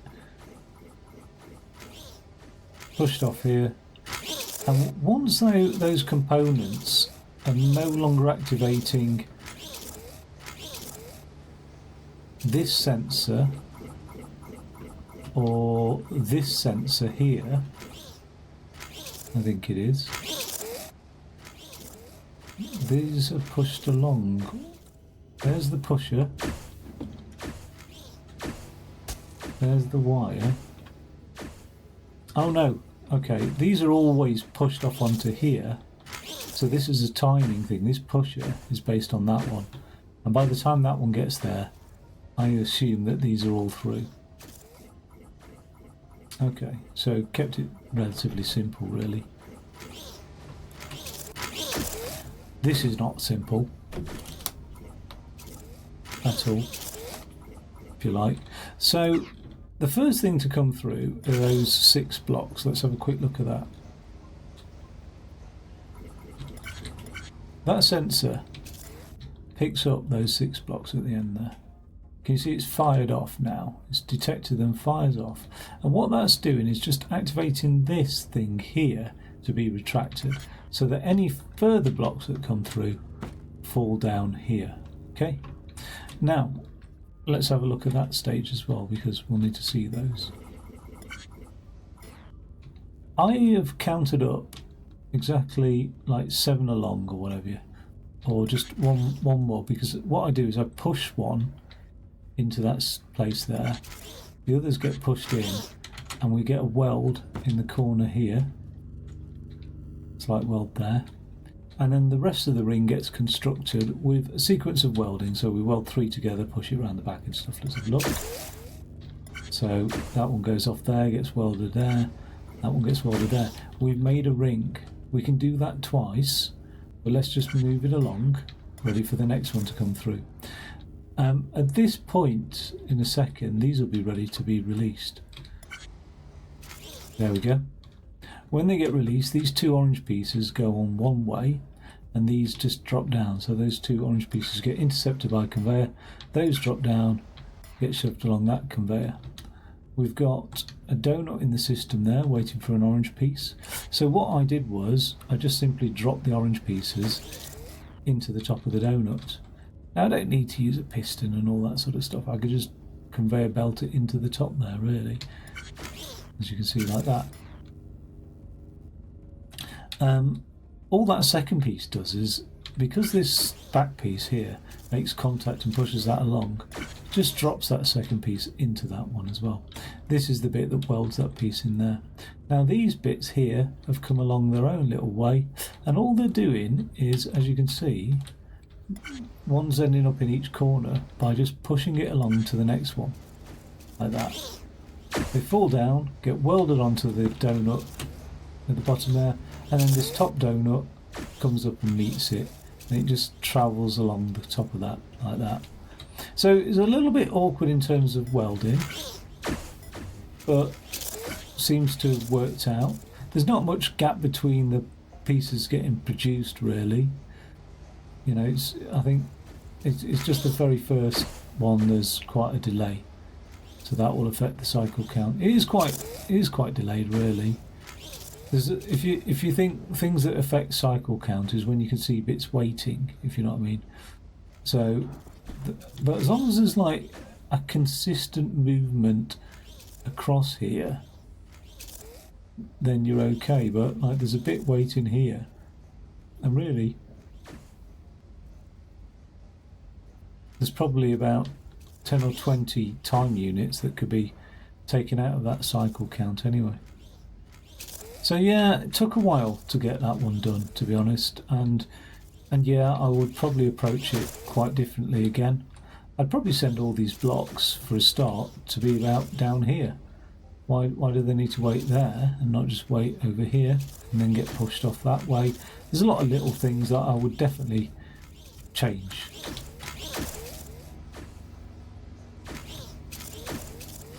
Like 100%. But not for now. I thought to myself, what I'll do, because this did take up a lot of time, Infinifactory, is I can, you know, I will think fondly of this game because it is an excellent game.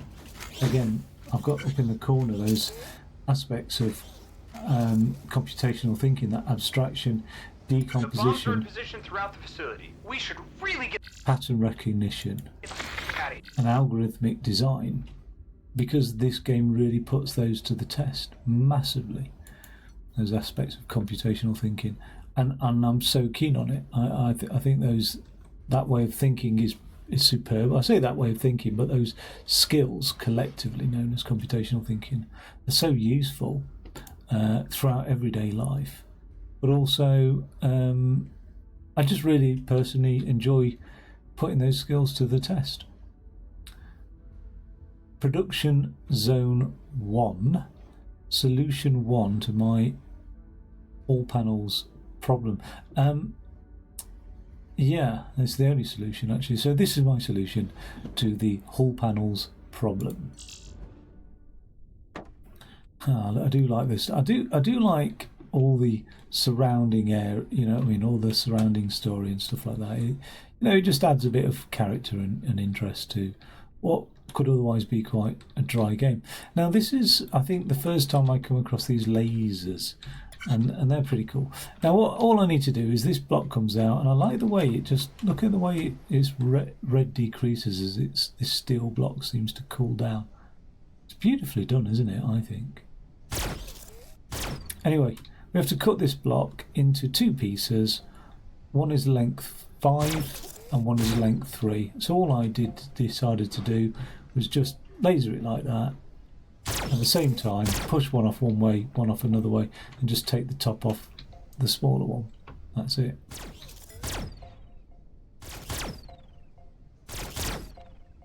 You know, some block savings to be had. Not huge amounts, but just like here, there's a block saving to be had. We can just get rid of those. That won't affect the timing either. So there's one. This is a length 3, so there's one. Yeah, that's all we can do there, really, based on how this is configured. You know, if I really wanted to reduce block score, I could just use one laser and just that would go along it and things like that. There's all sorts of things that could be done. You know what I mean? What I haven't done is turned air on and off on a laser. That'd be interesting. But I think that reduction in block score holds up anyway. And already I've taken out 6 blocks in a solution without much thought really. So if you ever want to take out blocks from a solution, the answer 100% is reduce conveyor belts. Do you know what I mean? Yeah, what would have been interesting is in this one, if I could have had a laser that went up and down, if you know what I mean. So when the thing got to the end here, okay,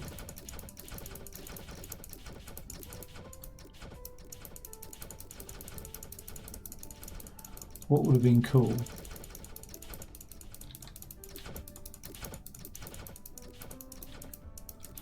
There we go. Oh, that's all the same. And I'm really trying not to get too hooked onto building this, you know, too madly. But I don't know if this is doable. That's why I'm just sort of having a look actually. Here's an air block there, for example. And if we push that air block, say if it's there, and we've got a piston pushing it, I think that piston that pushes the air block, when it falls, it could be activated. So we also have a laser on there as well, so let's just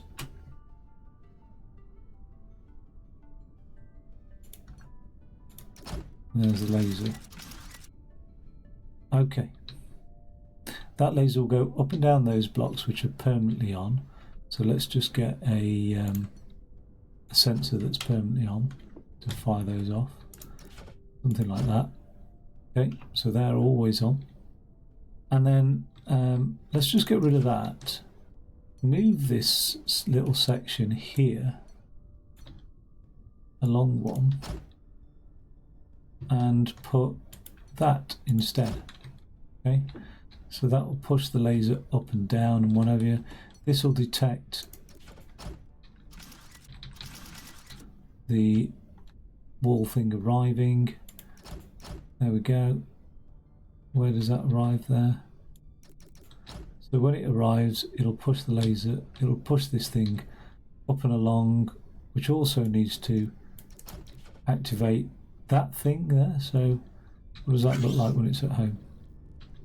Okay, this needs to just be moved along one. Oh, and that needs to be cut off as well. So what does that look like when it's at home? There we go. So we've got the laser firing. Okay, it's firing across the top, but look at that. So I could, in theory, have it so that the laser drops in, gets fired across the top, if you know what I mean. So I've only got the one laser block that goes up and down. Like that. That would shave off the first one, wouldn't it, quite nicely? So I might have to use 2 air in this or something like that. Do you know what I mean? But yeah, there's quite a neat way of doing that. The other way of doing it would have been to just use the eviscerators, one eviscerator, and then sort of drop the block onto it, or even put air on this block so it goes up through the eviscerators. All sorts of techniques that could be done anyway. So yeah, that's a way of speeding things up. Let's have a look at central axis support. So central axis support, my solution to this particular problem here. It wasn't too bad, this one actually. It's just this spherical shape but with a hole going through there and a hole going through there. So all I do is I wheel out this thing here, this 5x5 block, but I eviscerate all those bits off there. I also do a laser chop, as you can see. These two lasers here poke the holes through, and then all it does is it drops down on the eviscerator here, like that, and that does the final touch. It both cuts those blocks off as it's falling down, and then as it moves along it cuts the other blocks off as well. And that is it. Reasonable cycle score, I think, on this. Reasonable block count. Yeah. Cycle score, it's not that high, but it's reasonable. It's not that low, but it's reasonable. The thing is, the other way of doing this would have been to construct it from its component pieces. To just dismantle it and stick them back together as such. I really didn't want to go down that route. The other thing that would reduce the cycle score is flipping the block, so leaving at least part of it, say the base, for example, whole, and then just flipping it along the base all the way down there, because flipping is a lot quicker than using these things, conveyors. Okay. The next puzzle in this production set, production zone 1, is docking clamp. This is my solution to docking clamp.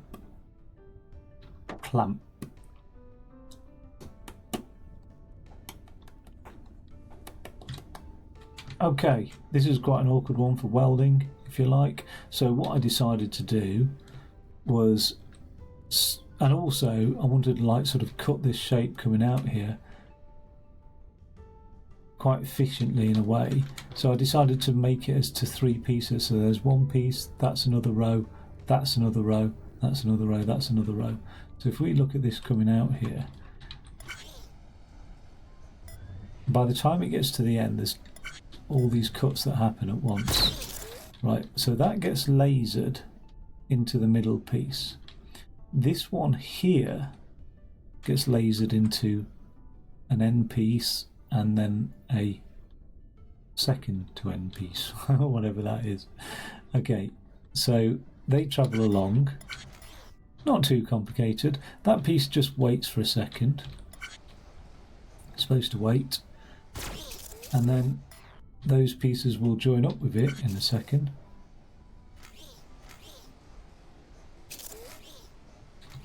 There we go. And then they get stuck together. So unfortunately, what also happens is it needs to laser this twice.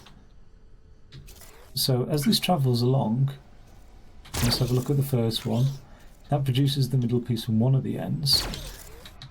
What happens is a sensor is picked up by this somewhere, maybe it's that sensor there, and that says, oh, fire off the laser prematurely on this thing to cut out yet a second one.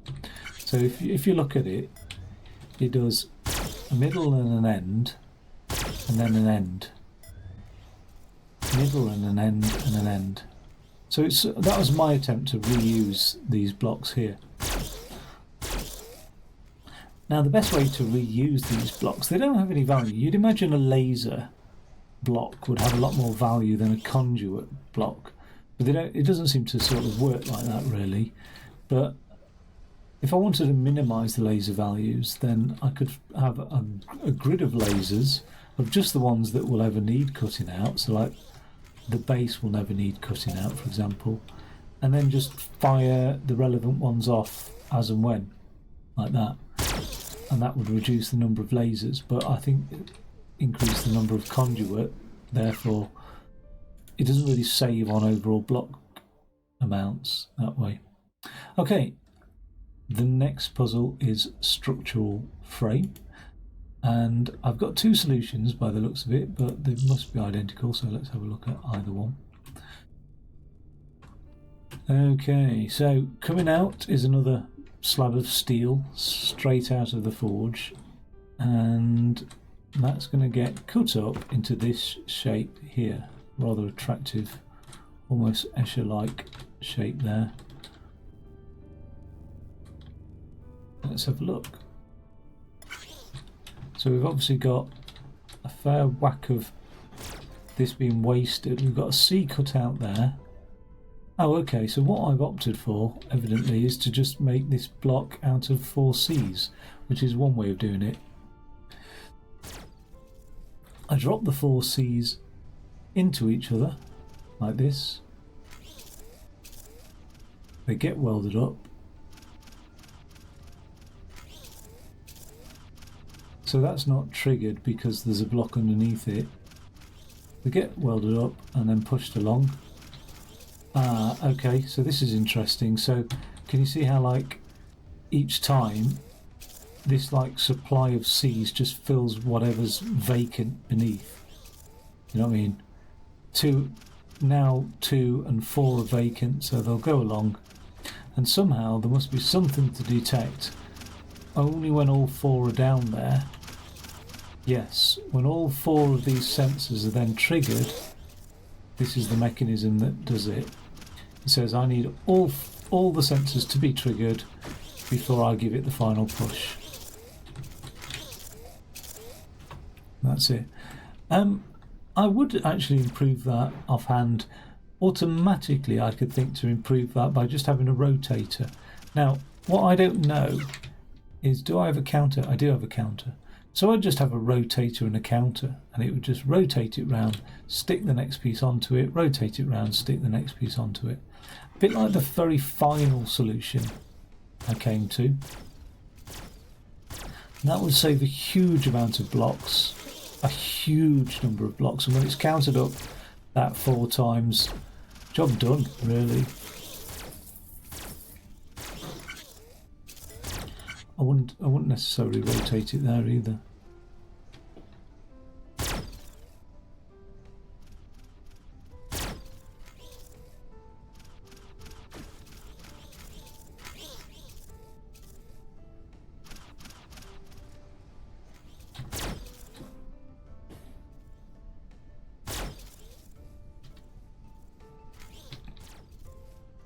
Okay. So that was a solution, which now in retrospect, and it's a nice thing about going back through these, having the knowledge of the later puzzles, is that's how it could be improved. Sorry, let's go back. So this level is anti-javelin battery. This is my solution to anti-javelin battery. Okay, that's the end products. Again, a little bit of an awkward weld there, because to get a welder into that is not going to be that easy, so it'd be interesting how I went about to tackle this. These shapes are obviously all identical, so there's some economy there. I'm not sure what goes beneath that shape, if it's a black block or a green block, and if you can't see that, you can always have a look at the ratios of what comes out. Okay. So this uses a spaceship to assemble that. Obviously, then I'm going to have to use a minimum of 3 looking at it to get 6 guns off. So 3 spaceships, 6 guns. So let's have a look at how this is dismantled. I think it's just done by lasers. And if I have to use a minimum of 3 ships anyway, I probably don't need to be that conservative with what I'm dismantling either. So I've got a 3 block here coming off. And then I've got one of the guns and the X block that I can see down there coming off as well. Obviously, so those get stuck together. That makes a lot of sense. Those 3 blocks there will be... Oh, the gun gets welded to that, does it? Let's have a quick look. So it gets that.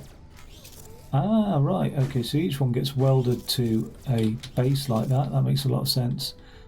And then gets pushed along, and then we probably just trim off that block and that X, yeah, and we end up with the final product.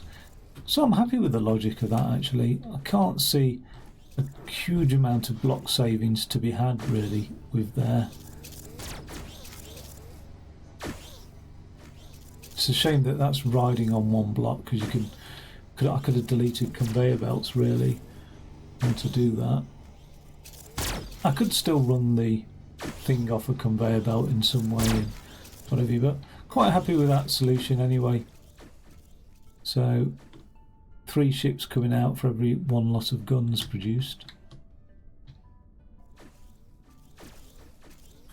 That'll do. So it looks like that solution yielded those results as well. So cycles is not too bad, footprint's not too bad, block score's a little high, unfortunately. So again, a counter would have been nice, wouldn't it? A counter would have reduced. And I really haven't utilised the counters to their potential throughout a lot of these. Look, again, this is quite a high block score. So this is mag tube corridor. This is my solution to mag tube corridor.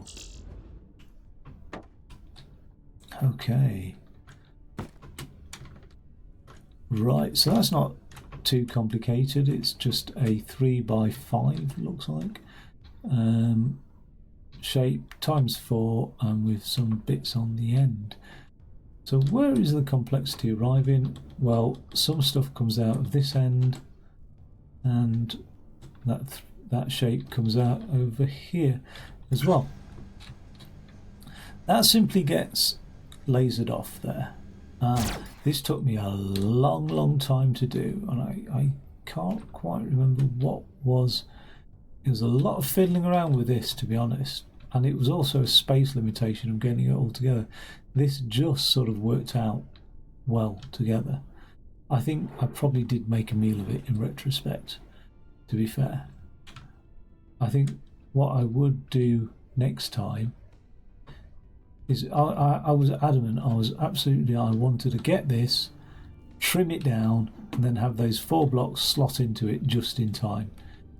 And the issue was the damn thing fell apart every time. So like the roof came off and things like that, because if you look at that, if you laser where the black bits are, nothing holds up that roof, it just falls down. So eventually I came to the conclusion that I need to keep like a bit on the back of it to hold it together whilst the black blocks get put in place. And it just, this whole machinery and everything to achieve this vision of mine is ridiculous, really. But yeah, all this does is just sort the blocks out, pass them along. You know, it's a huge waiting time. That block's just sat there waiting, blocking up the other blocks while these blocks come into place. Then it gets pushed along. This is the point where those blocks get pushed in, and you can see there's still a backer on this block here. So they get pushed in, now they get welded on. The back then gets cut off, and then what's horrible is I need to trim the back off, so I laser it off and just keep firing the laser or any excess. That's it. It's a really horrible solution, actually. But it was just because I was adamant I wanted to slot the blocks in and just make it all look really slick. Well, it's caused a right bottleneck of stuff, hasn't it, up there? I'm so itching to get on and just improve this already. And I think I would just simply cut a face off in the size of this that needs doing here, right? I could cut a face off, and I could cut, you know, maybe another block off or something like that. Doesn't matter. And yeah, I could easily do that. A face and another block by lasering down there, and then this one would be a face and another block, and then I'd need 4 more blocks out of this, which I could do. So yeah, it's all easily done, I'm sure. And just instead of like subtractive manufacturing, it would be more additive manufacturing, if you like. Okay, the second to last mission of this section here is the... Oh, I don't think that is a mission, so this is the last mission. The solar cell array. Let's have a look at my solution to the solar cell array.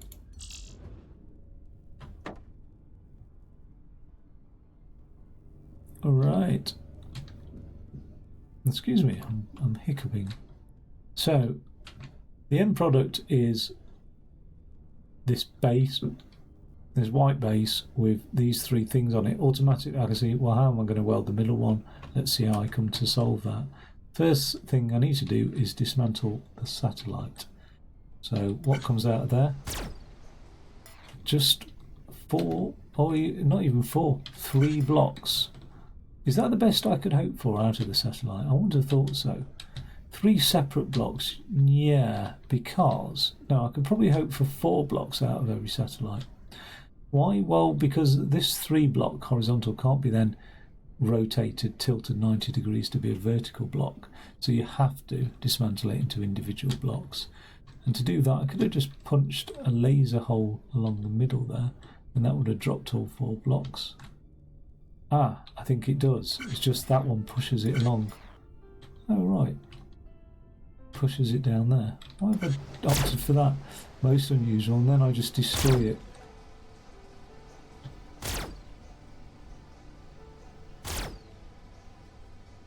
Probably something to do with the air. I don't know.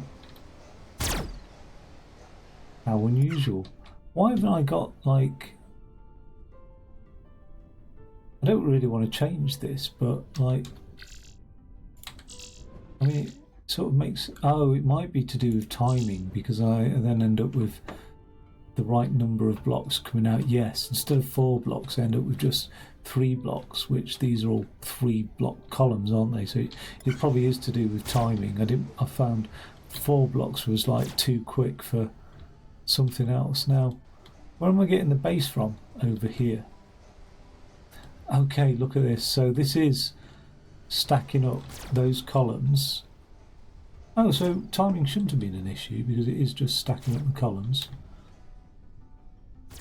Like building a cache as well. That base is moving ever so slowly along there. I laser it into 3 pieces, 3 of which receive columns on them. And just before it gets pushed along, we inject one of those pieces without columns. Sort of all gets welded together there. And job done, by the looks of things. So plenty of space for block saving and things like that.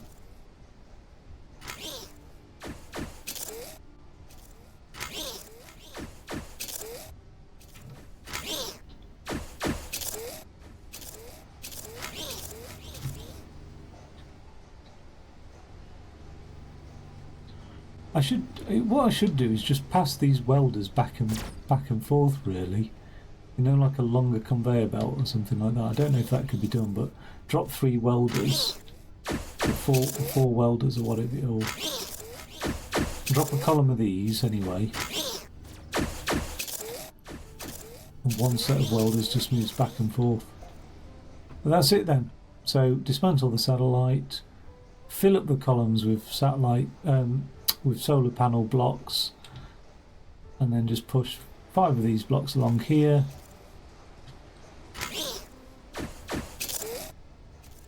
That must trigger a sensor that releases a block just in time.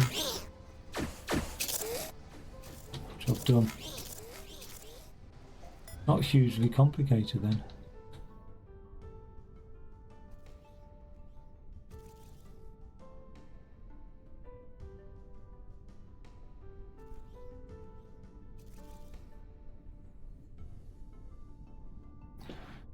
I do like looking at these like little things. I think you can somehow record a GIF of the factory as well. So that's a good angle. Some of them, the angles are shocking, really.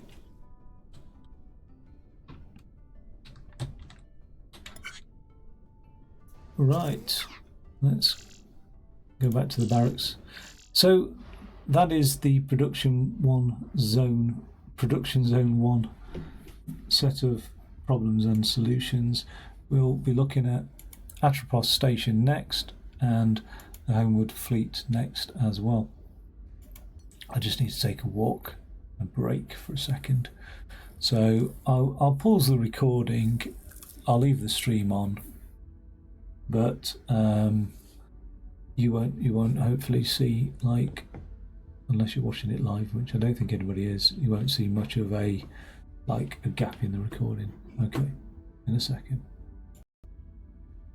So this is now Atropos Station, the first puzzle, which is the landing alignment guide. So look at the solution I've got here. Okay, so that was this was a nice one, but it turned out to be quite challenging because of timing. I've just got these blocks come out like this, and all I've got to do is shift it around and spray it. That's all I've got to do. So let's get going. I spray it over here, then flip it, move it back, give it some air for some reason. Oh yeah, because I want to spray it like that, flip it, drop it round, drop it through.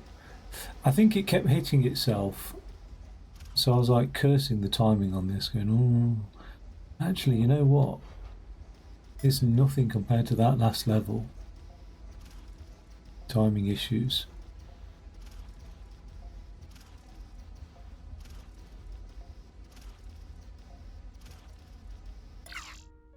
Now what I could have done, okay, is I think this block, I could have broken it down into its segments, or even rows. Ow, if you like. And then every one that came out, I could have like eviscerated into 2 blocks. And then each of the 2 blocks, every single block I spray white. And then one of them I'll just spray red. Do you know what I mean? So sorry, 2 of the blocks I could go off this way and spray white, and one of the blocks we could just go off this way and spray red, and every block that's sprayed white, it just gets a red stamp on it occasionally, if you know what I mean. And that would have been a neater way of doing things. So it would have wasted the entire thing, it would have wasted a row and affected the cycle score, but I don't think it would have been that detrimental. I also think it would have hugely reduced this block count. I can reduce the block count in many ways, like, and I don't know, to be honest, how high this block count is at the moment. Quite high, 71 blocks, but what on earth? If I go straight back in here, instantly I can see, well, these conveyors, do you know what I mean? Like, we need to push it along here, 1, 2, 3, 4, 5. That could probably 6. I think it's 7 long as it is. Does that work without affecting things? Yeah. So that's some of those blocks. Here's another load that can probably come off. So and there's another load. There's another load. Let's not chance it on that last one. Oh, why not? What does that look like?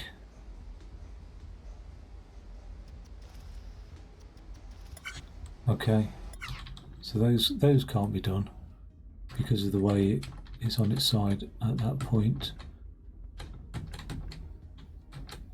But those can be done, I think.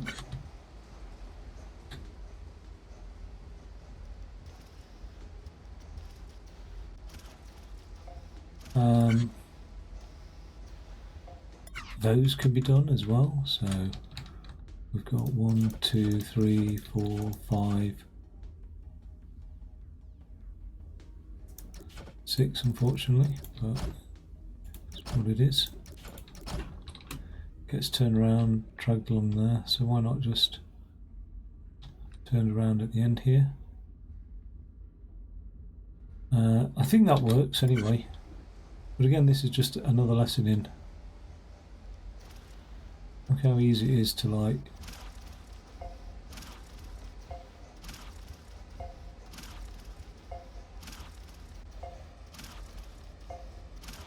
oh, we can't because of the stairs. Suddenly we're down to 57. It's looking a lot more normal again.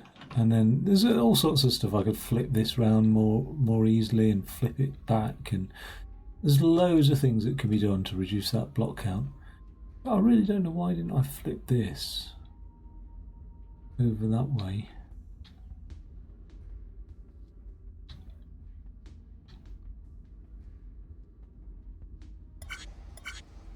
That should have been a flipper there, really.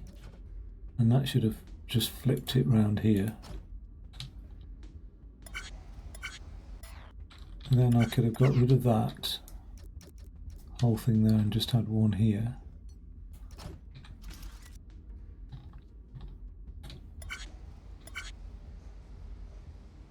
Then add a flipper here. So let's just put that there.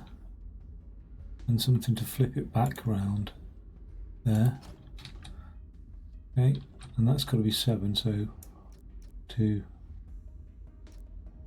4, 5, 6. That'll do, pig. Get rid of all of that now. Have a look at that. Looking a lot neater, isn't it? There's 2 blocks there that are just not needed. And about this, probably is needed that.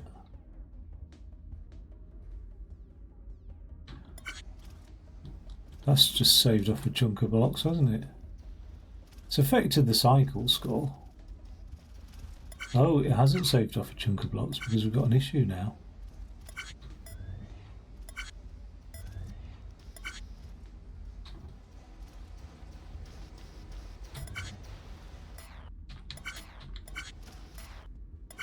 Oh, we shouldn't have much of an issue.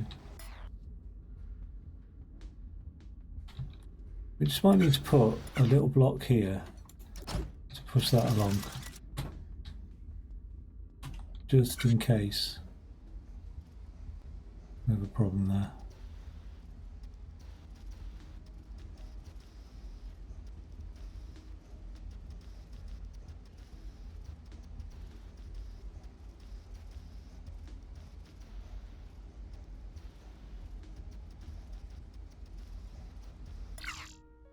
Down to 47 blocks, and still more to be saved anyway. That's the landing alignment guide. Moving on to control console, the second mission of Atropos station. I've copied that solution, so we'll just jump into this solution here. Have a look at this one. Oh, lovely. Fair trade hot chocolate. You can drink nice chocolate and guilt-free.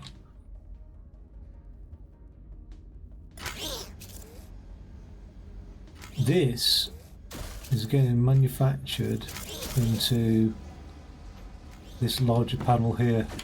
Initially I thought easy peasy, but actually it was a little bit awkward. Every old turret panel, basically that one gets stabbed in a different way. And the best way to do these things here is to actually have them push out and then get retracted. But I only push out the ones that I wanted, so those 2, then retracted. And the reason being is if you push them out with a piston, it seems like an extra step to then retract it and then timing wise push this out. So this is a little bit complicated with all these little bits going on here, all these things. What on earth is all that down there? Let's have a look. So does something fall down there? Oh yes, it does. So that gets pushed along there. It stabs those 2 out because we've got to get one with 2 missing and then one with 1 in the middle missing. What then happens to that? It just gets pushed along there nicely.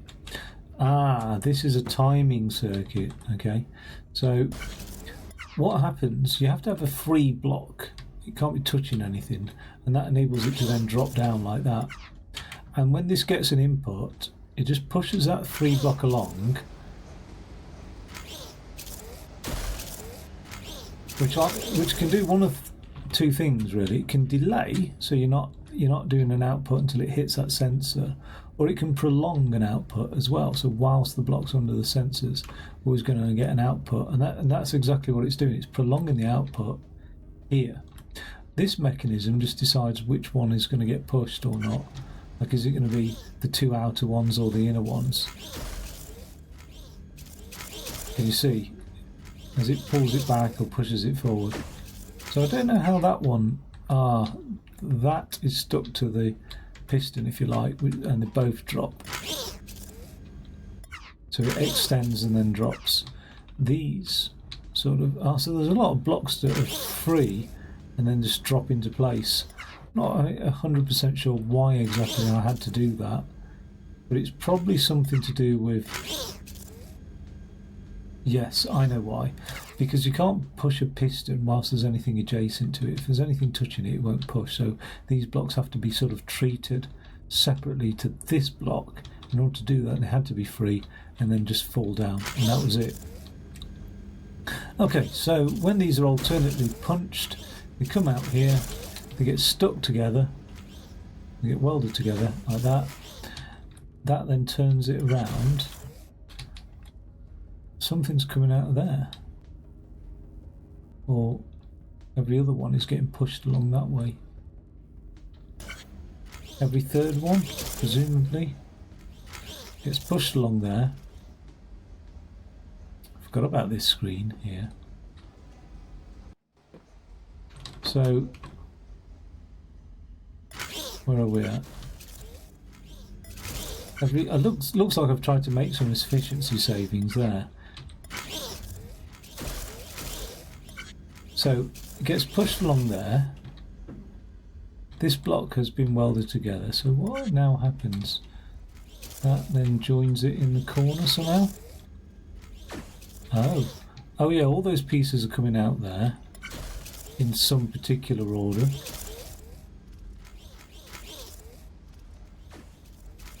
Presumably it has to count 2 of those before it releases a corner block. They then get... So it makes sure those 2 get pushed along there, ready to drop into there.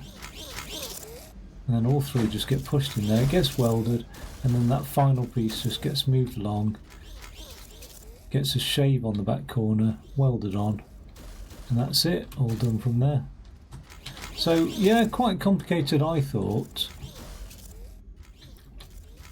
for the second level of a section as well. But I think I personally did it. I don't remember this being very difficult. It just took a long time to get it all together. I'm probably figuring out these bits as well.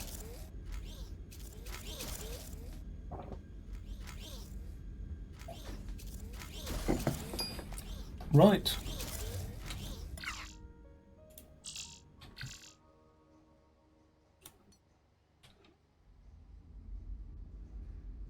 Let's have a look at solution 2, because that looks like a lot less than solution 1. In fact, sorry, this is the laser calibration target. So my first solution then was one pushes one along. It then sort of prints it a bit like the old dot matrix printer, just... Well, I suppose an inkjet printer still prints like that, just line by line. Slaps it onto there and then shoves it along. Slaps it onto there, shoves it along.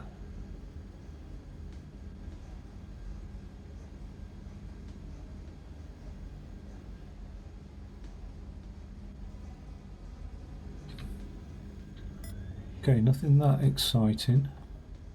Prints it line by line. this mechanism seems to drop it one at a time. That's all it does. So it goes along there, falls off the end, hits that sensor, which then, oh yeah, this was a fiddle, feeding those sensor wires, which then retracts that first piston there, goes along there, drops off, hits that sensor, which retracts the piston. They alternately push it back and forth, just dropping a level each time, and then it gets the hell out of there.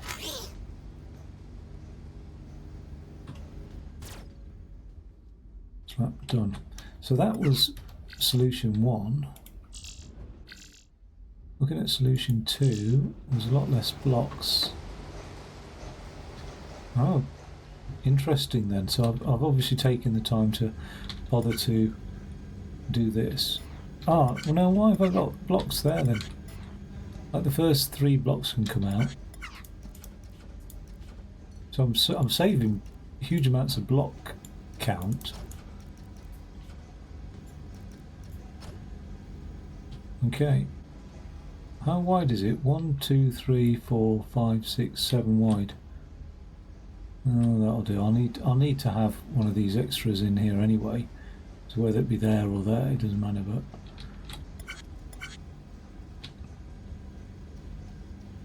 okay. Ah, so I've tried to save time, recognising how tightly pushed the last one was. What I've done is I've sprayed it on one side, bring it back to be sprayed on the other side. Does it get sprayed all over it? How does that? I'm missing 2 bits there.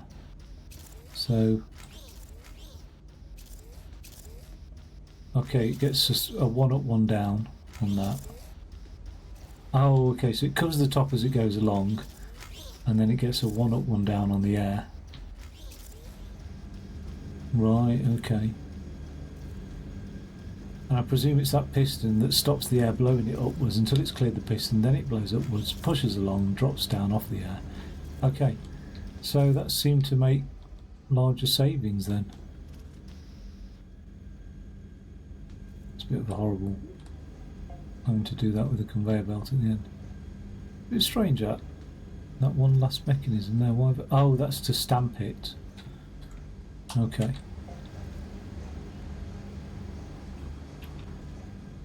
Bring it back up and stamp it because it has a final drop.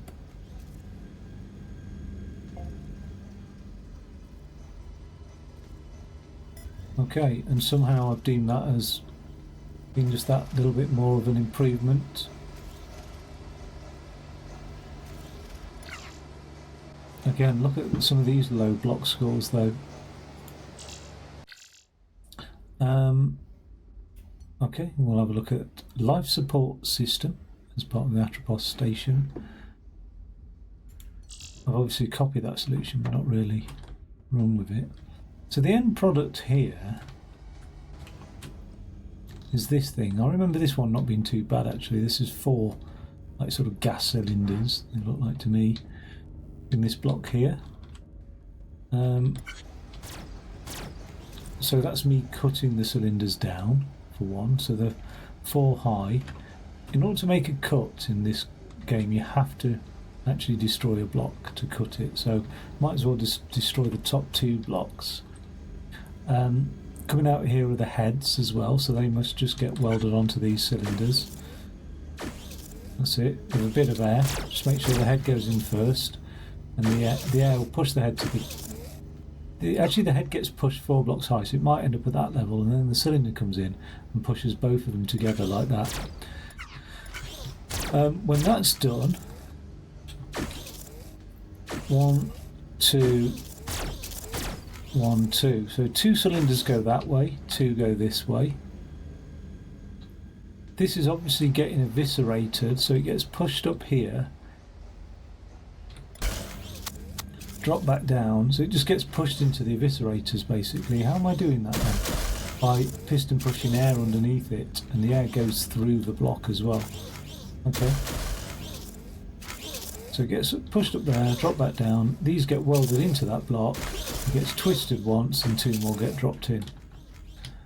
Job done. And that is it now.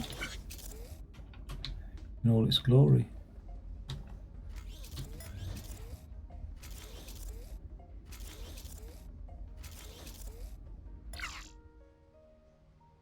Not bad metrics. I've had some where the metrics were horrific, but I was so glad to have got the solution, or a solution, that I just left it. Okay, this one is obviously it's sprayed on alternately white and red on its sides, and then it's got this big thing going up the middle. So I'm not sure what comes out where. Well, that's going to be the form the base of the product. So I presume I shave everything off but the middle. And the final laser. Whack. Okay, so this is awkward. So it gets sprayed on one side there. And this is because of timing, I think. Because I couldn't then have the same piece hang around for too long, so I had to move it back to the other side then. Spray it on that side. Similar mechanism to the other one, where it just drops down one and retracts. Lob it along here. Spray the red on that side there.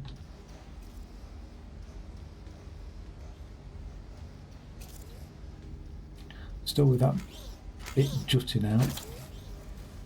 Get it sprayed on that side at long last, and then affix a thing to it, presumably, yeah. Which have been caching up right from the start.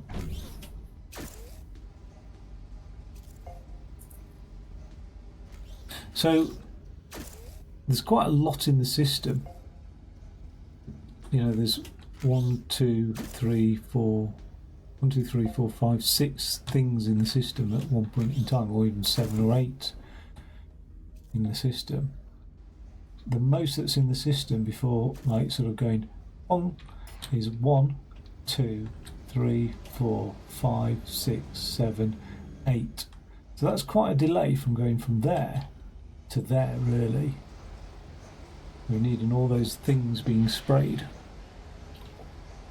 So I wonder if there's one approach to reduce the cycle count might be to laser this down and simultaneously spray, like, you know, one goes one way, one goes the other simultaneously, and then just get rejoined together later or something like that, potentially. I don't know.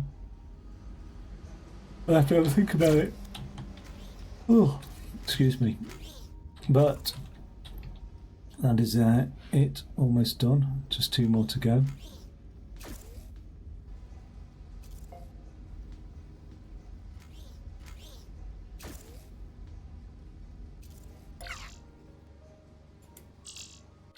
And now for the final puzzle of Atropos Station. Resistance shuttles.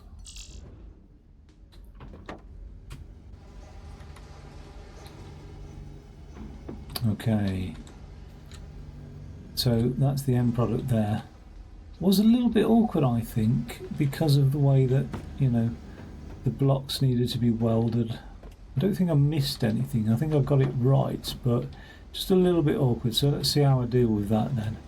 What looks to be nice is these are coming out in blocks of 6 anyway, so that's cool. Presumably just gets welded with 3 lots of these pairs. Oh, they get welded together into pairs. So they drop down. I think I was close to timing issues on this. 2 of those come out. They get mudged along and ready to join up with that. And those blocks there, well, these come out in columns.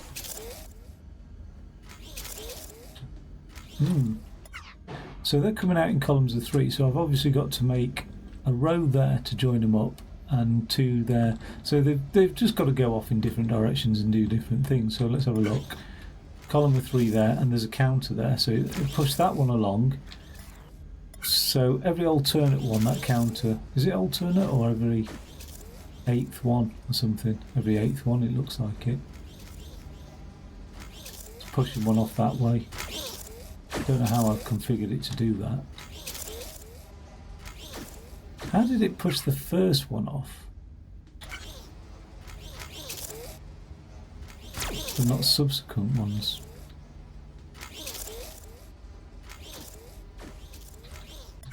That's interesting, because I wanted a solution like this for my final level. So how did I create this then?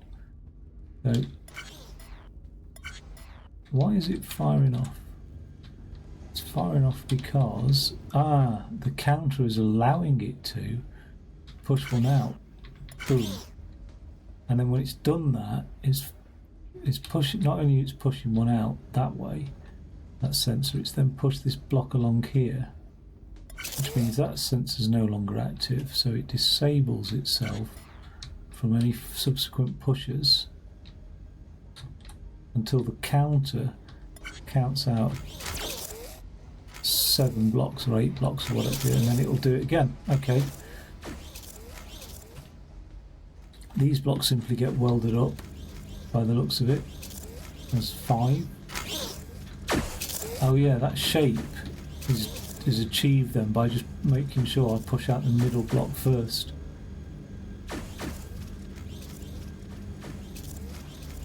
So as long as that falls first, then everything, they get welded together, which then gets welded on this. And I've said this before, often in these puzzles, when you deconstruct it, you're deconstructing it into components that can be welded together. Like, I can get a weld across these two like that. Let's have a look at this being built. Oh, that's fairly simple. 2 of those come out. One pushes the other one to the other side. Those columns that were getting pushed over here just get welded with that. Moved along there. They drop down. Job done. Okay, cool. So that's the whole thing in operation. Let's have a look. Where's the best viewpoint? I suppose it's here.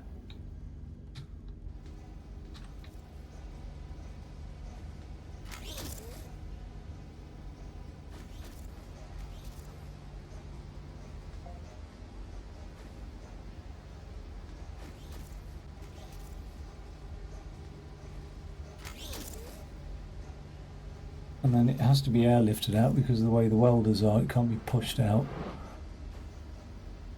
Seems a bit long-winded really. Why can't I put the welders on the other side?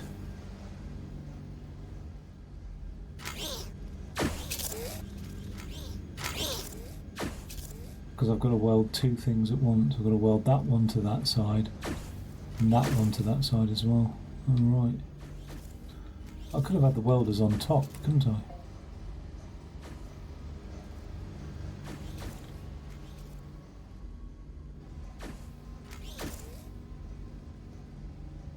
Don't know. Probably reorganise that a little bit better as well. Okay. That's the last level of Atropos station, so that's that section done. And then the next section is the homeward fleet, and there's quite a bit to... These were quite complicated, all of them in their own way were quite complicated.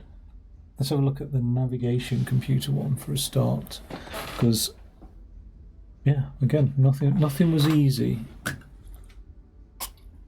And they just got increasingly more difficult. So, in this one, actually I didn't find this too bad. Once I deconstructed the problem into what can get sort of, I keep saying soldered instead of welded, similar, you can see why. But what gets welded where? Well, because this board's only 1 thick, it's nice because you can have welding either side of the board. So what I've decided to do is slip the board in and then just, there's a bit of a delay here to make sure I've got all those pieces coming out. So that's like a sort of timing delay of the board. The board goes in there. I push these off as quick as I can. Now, I'm pushing off certain ones. I'm pushing off the bottom ones. That, and that. Okay, that, and that. Because if I had a welder out ready to weld the GPU, it would catch that before it hit its relevant socket. So I can't have the welder for the GPU. So there's like a stage 1 weld here. So those get pushed out, including that one as well. So the lowest points, those there, and that one is the lowest. It's got nothing above it. They're all stage 1, so they all get welded in nicely. Then the welder gets pushed out. When it detects that in place, it'll push this welder out so this GPU or CPU can fall. Let's just say processor. And same again for here. That, when it detects that one's fallen, it then pushes that welder out, which connects to the welders behind it. So I could either push the welders behind it out or push the one in front. And I prefer to do the one in front. Connects to the welder behind it, and that's it done. When all that's done, it gets pushed out.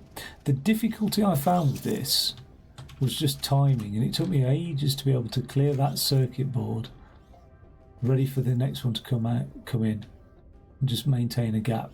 And I think that's what made these last levels very challenging. It wasn't so much the complexity of the bits, was more that it was all, the complexity was exacerbated by the timing, because everything was coming out so fast. Again, you know,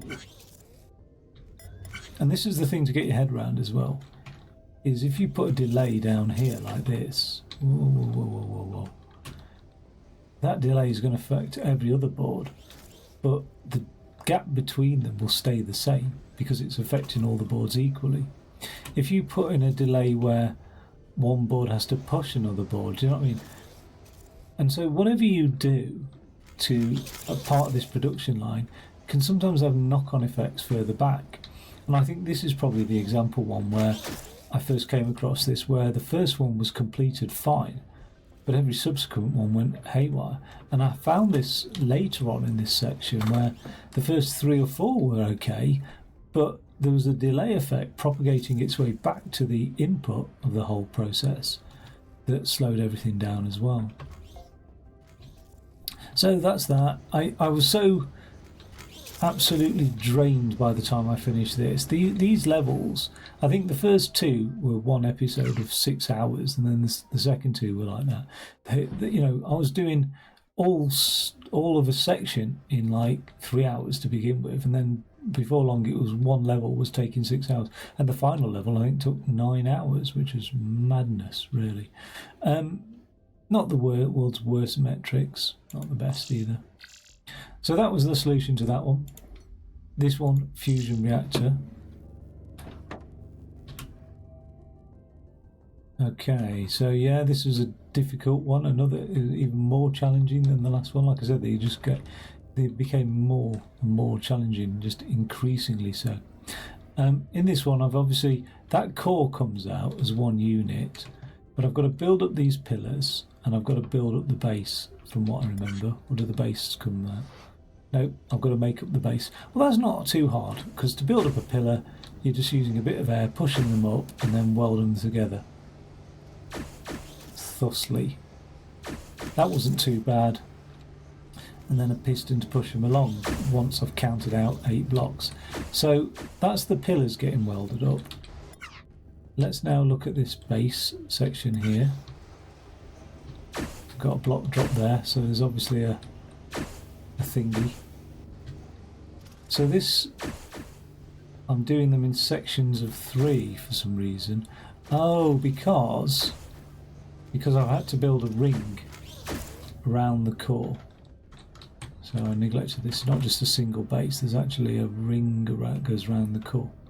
So I've built 2 rings, and this was the fiddly bit for me, was when that second ring falls, one gets pushed one way, that way, and one gets pushed the other way.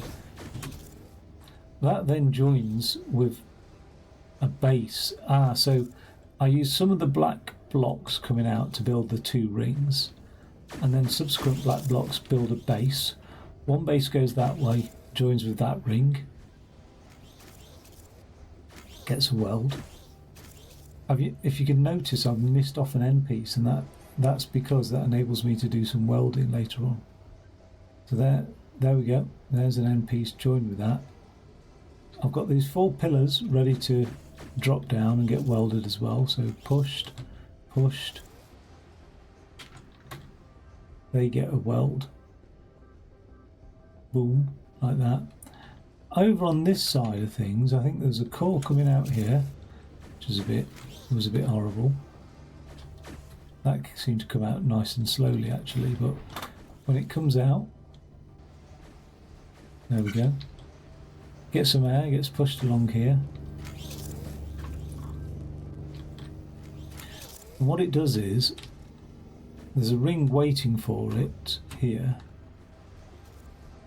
And when that ring's completed and pushed out to the side, which is a bit annoying because it sort of waits for both of them to be completed when it should be good to go really. It's pushed out to the side, that gets retracted, that gets welded up into that ring. So this is like a top section if you like. I was going to build, oh no, do I build that to the top of this? I don't know. Let's have a look. Yes I do. That somehow comes out this way. So now the thing is, when I built this, and a lot of the solutions, I love just getting involved and just getting it done. So the solutions sort of emerge quite organically, if you like, but that means there's a lot of inefficiencies arise as it's organic, because you're then patching, you're putting a little block here and a little block there to make this do that and whatever. And so it's sort of like patched together, and that's what you're seeing is something patched together. A better approach and a more top-down approach rather than a bottom-up approach of this block goes here and this block goes there. A top-down approach would say, let's just think over the whole thing. What do I want to do? Which I've obviously attempted to do to some degree. I've obviously gone, I want 4 columns built and I want those to drop down here and things like that. But I'm sure to really get efficiencies on this, a revision of the entire thing would really be required to say, yeah, do this way, do this that way. Do you know what I mean? For sure. I really think that would be the case. Okay. So we'll just do the usual, have a look at the whole thing in operation.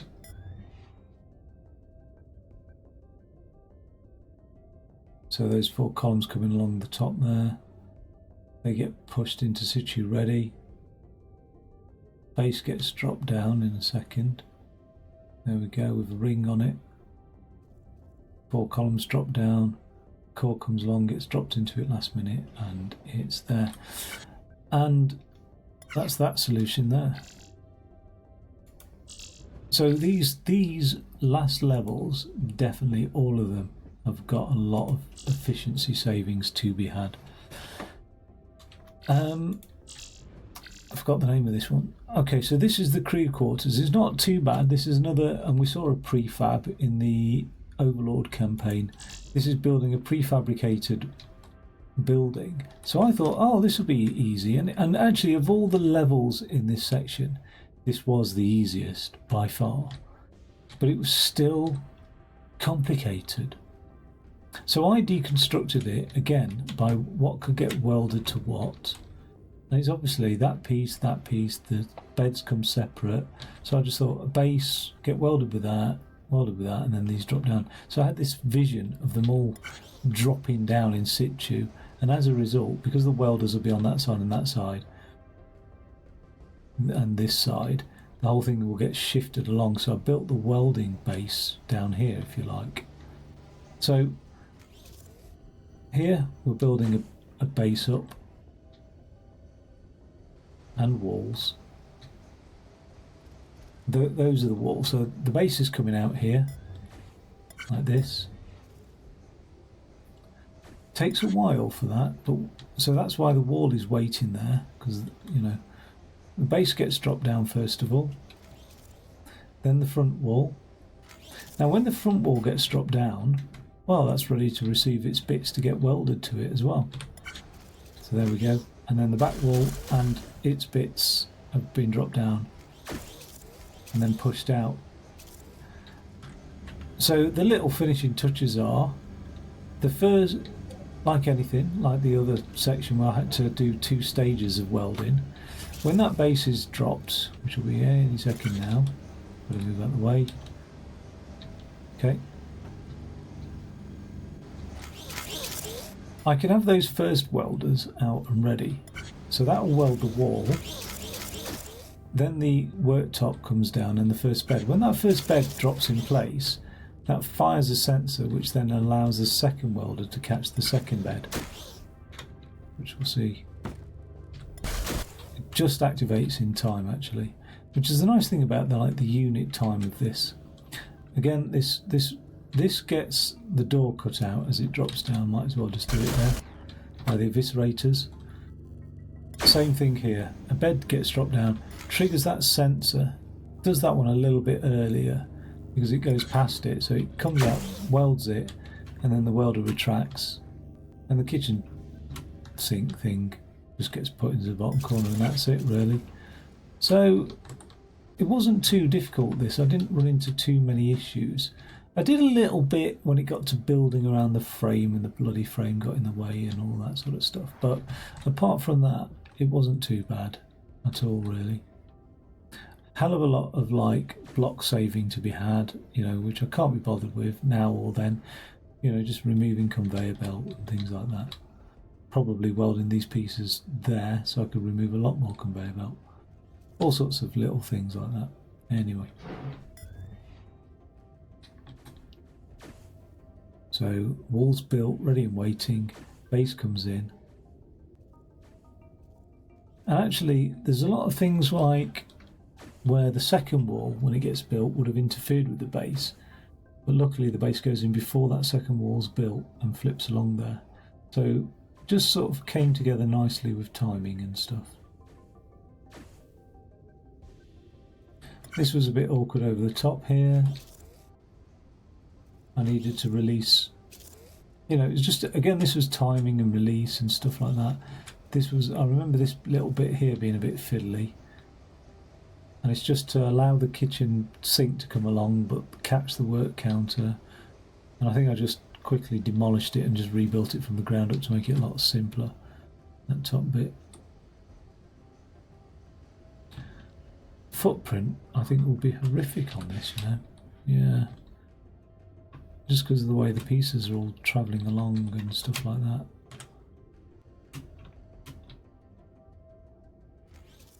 But there we go, that's that solution.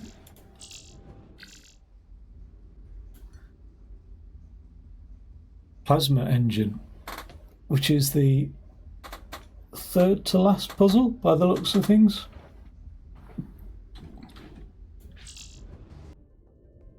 Okay, it's not hugely easy, but again, when you deconstruct these problems, it's worth thinking about how they're going to be welded together. So I think I did that initially.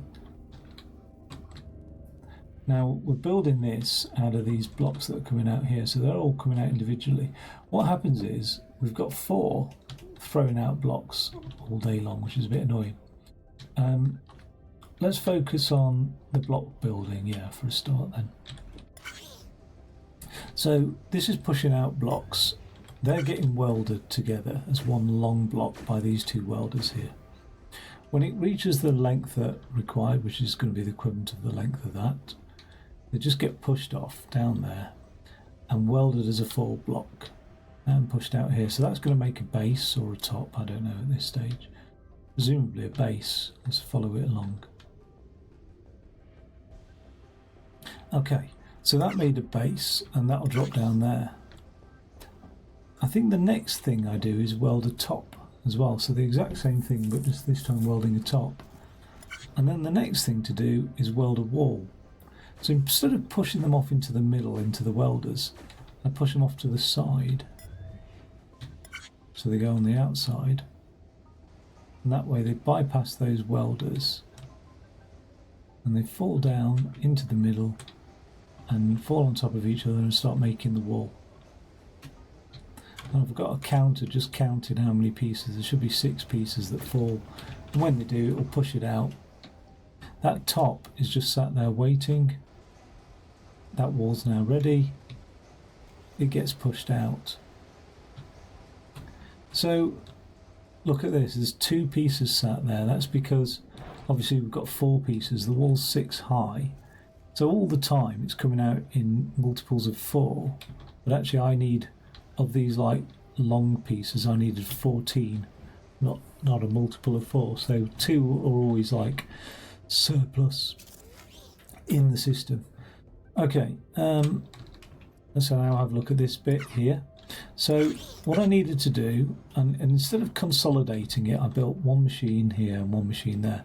those blocks, the 3x3 blocks, I needed one to be hollowed out to be the bottom and one to be hollowed out to be the top. So the first one that comes out is one or the other, I can't remember which. This is made into the bottom. And it's just a timing circuit here to punch a hole in and retract it before it gets pushed along. Same again here, these just get pushed in, pushed along. So this is the bottom piece. That then gets rolled off ready to receive the top piece. Sits there, falls down, ready. Oh yeah, we just might as well weld that bit in there, you know, this bit here. The top piece has a similar thing done to it when it comes out. It goes all the way along here. It falls down, but it's a lot easier because it can just, those can already be out, ready for it. Then it gets welded onto there. And this is why I had to do it in this way. These gas, well, the booster rockets, if you like, have these nozzles sticking out, and this has to just slot over them. So it gets pushed along over them. I think when it falls off, there's a bit of a piston there that detects it and pushes it on more onto it. And then the top, well, once the wall's been put into situ, quite a delay if you look at this. The wall's into situ, top's on, whole thing's pushed off that way. That delay, this is the one where I was saying there's one of the levels where the first one got built okay and subsequent ones were going wrong. This was the one. And then I'd fix something and the next one, so the first two would be okay, but the third one would go wrong and then the fourth one, and it really spiraled up, and I really had to kept making time-saving changes to eventually get it just in time. And I'm not convinced on this one whether or not the 11th or 12th one would go, because I think there is a time delay. We look at this, where it's pushed out just in time, but it's because of those two blocks that are either there or not there.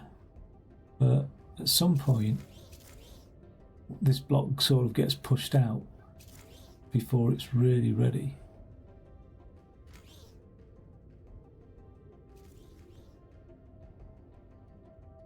But the nice thing is I haven't had to waste any blocks. Like, since doing my playthrough of this, I've watched other people's levels on this, which is why I'm doing this whole thing, is to, you know, is to it sounds a bit strange, but give something back. You know, it's nice to see how other people have gone about solving this, and so this is my presentation of how I'm solving it, type thing.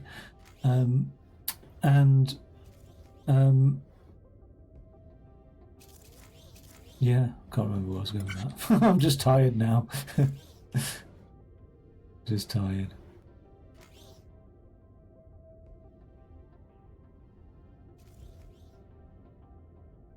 Yeah, sorry. So on other people's that I was watching, people did just throw pieces away. If it was causing a backlog in the system, they just divert it off and throw it away. And so they were just getting thrown down into the void, which is valid, you know, that's the thing. But what it was doing was affecting the cycle, because every third one of these, say, gets thrown away, well, that means you've got a lot more of these input blocks to come into the system before you're making an output block. Right, that's that solution there. Second to last solution, the penultimate solution, the fire control system. Okay, so this is how I went about addressing this one. So, okay, I think everybody's will be in the same sort of manner. I use these blocks to just cover up my solution, because it got a bit like I couldn't see the wood for the trees, so I can get rid of those for the time being. This is really awkward, this thing, I think, personally, and I know it's designed to be awkward, like I'm not.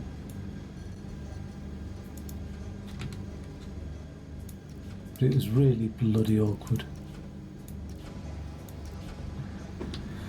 Interesting, very different to all the other stuff. What happens is you're in a spaceship in the middle of a radar here, and when it starts up, enemy ships appear which you can attack with missiles. A lone missile cruiser has entered our space.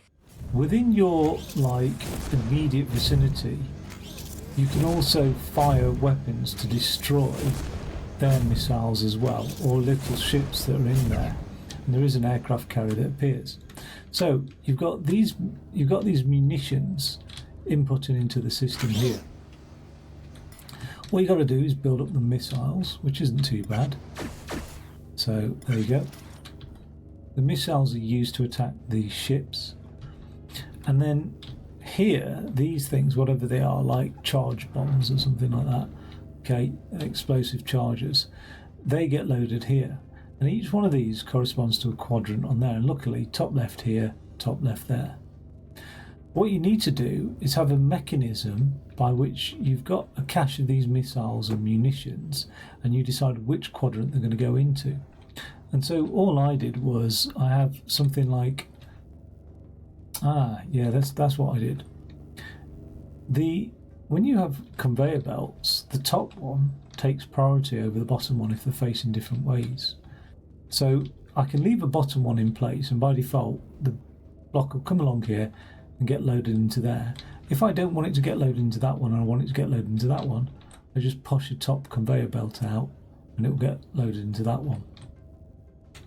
And then so I can do the same thing on the bottom, but to get it onto the bottom I can just retract one of these. So all I found I needed was two switches, one to determine top and bottom. So let's have a look at that. If that's on the top, it activates that and it pushes that piston out. Wait, no, that's on the bottom, it causes it to get active, which retracts that piston, so it falls down to the bottom. A lone missile cruiser has entered our space. If I want it on the top, I turn it off, it will push that out, and then it can get loaded along the top, and then I can decide left or right. Now, and the exact same thing for the missiles as well, really. The missiles are getting loaded top left. If I wanted them to get loaded bottom right, I could just do it bottom right, and they would go like that. My difficulty with this was when I inputted my command here, bottom left, and I really found this a struggle. There's obviously a delay between that block hitting there and actually getting put through. So imagine I press bottom left now. Alright, so I've hit bottom left, that block goes 1,000, 2,000, 3,000, 4,000. There's like a 4-second delay between me doing the input and the block actually falling and exiting and going through the thing. So what I ended up having to do, and I only found that for the blocks, the missiles weren't too bad.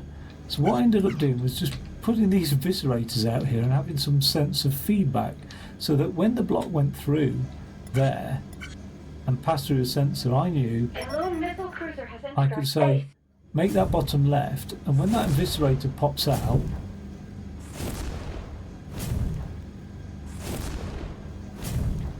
which it's not doing for some reason.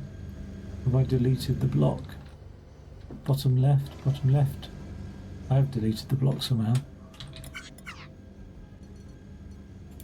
Glad I picked on that one. Okay, so I've set it to bottom left. That then told me, so I could time it. I could say, oh look, I've got a missile coming in at me. Let me make it top right. Okay, and then as soon as that's gone fired, I knew I could deal with the next priority coming in and change this over. So rarely it was actually bottom left as a quadrant, but so I knew I could do that, and it just provided me with a little bit of feedback. And it's a bit of a game to play. I really enjoyed this level. I'm not going to play it again though, because I also hated it at the same time. I love hate. Well, as is the theme with this whole game, really.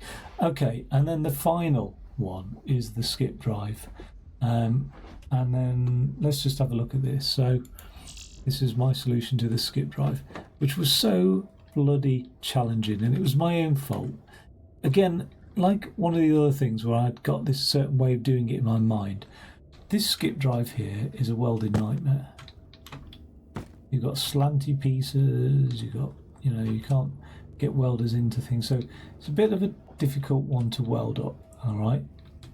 But I got in my mind, the way I wanted to do it was weld one side like that, and then just sort of rotate it and stick it to another side and keep doing that. So I was like, oh, well, if I deconstructed that into 4 sides, it's this bit here, this X, this other bit here, and this side here. It took me 9 hours to come up with this working solution, and it would have been so much quicker if I'd have just said, forget all that, we'll just drop bits into each other, and, you know what I mean, we don't need any... for some reason I really wanted some sort of rotational symmetry. So these 2 bits come out together, so all I'm doing here is just separating them away from each other. These bits have a bit of a delay and things like that, because this was heavily governed by timing. Timing is the enemy in this whole thing. Timing is what makes one constructed piece catch another piece and whatever. So they're coming out here. Oh, I'm quite proud of this solution, because my other one, this wasn't getting done till way over here on the first revision of this. So they're getting welded up as a side, as you can see that's being constructed. Then another leg is being put on that. This is the bit that's going to need to be consolidated, because instead of rotating one and sticking another one to it, I end up dropping that down. It gets put on the core, which gets rotated, another one drops down, stuck on, another one drops down, stuck on, rotated, and it just leaves in time. Like that one pushes up against it, but that one gets dropped into it. Just leaves in time.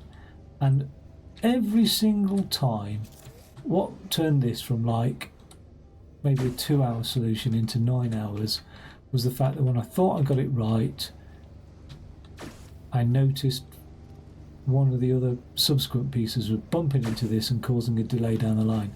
And it doesn't mean it all goes pear-shaped. Any little collision between 2 separate sort of structures in the production line, any collision will cause a delay which will have a knock-on effect, if not immediately on that piece, pieces further back, because then the next piece will have a 2-unit time delay, and then the next piece a 3-unit time delay, that sort of thing. But you really can't afford pieces to have collisions, hence all of this. But I will, when I come back to look at this game in 20 years' time, I will tidy this up and make it a lot more efficient. I've already looked at YouTube videos of other people's solutions and been like, there is a guy who's come up with the same idea I have, but just done it a lot more succinctly, which is the idea of rotating pieces and stuff. So I was like, I was along the right lines. I can't remember exactly how his rotation works, because I had a real issue with it. I'd have to be playing about with it for hours to get it right. The core bit just gets built up. Oh, okay. The core bit just gets built here and welded as, one bit gets dropped down, then the middle bit, then the second bit gets dropped onto it, and then a lid, and then it gets sent out here. I put the lid on it so that I had something to weld these to, so that they could move along and I could use top welders, because using side welders was a problem. If pieces at any point like this are just waiting around, that's when you're introducing that potential collision risk for delays and stuff. So I got lucky with that in a way, and it just worked out. And that is it. That is all of my solutions to Infinifactory puzzles. I hope you've enjoyed that. I hope it's been useful. Take it easy, and I will catch you in a future video, which won't be any time soon, of making these all a bit more efficient as well, when I'm in the mood for it. Take it easy, and catch you another time.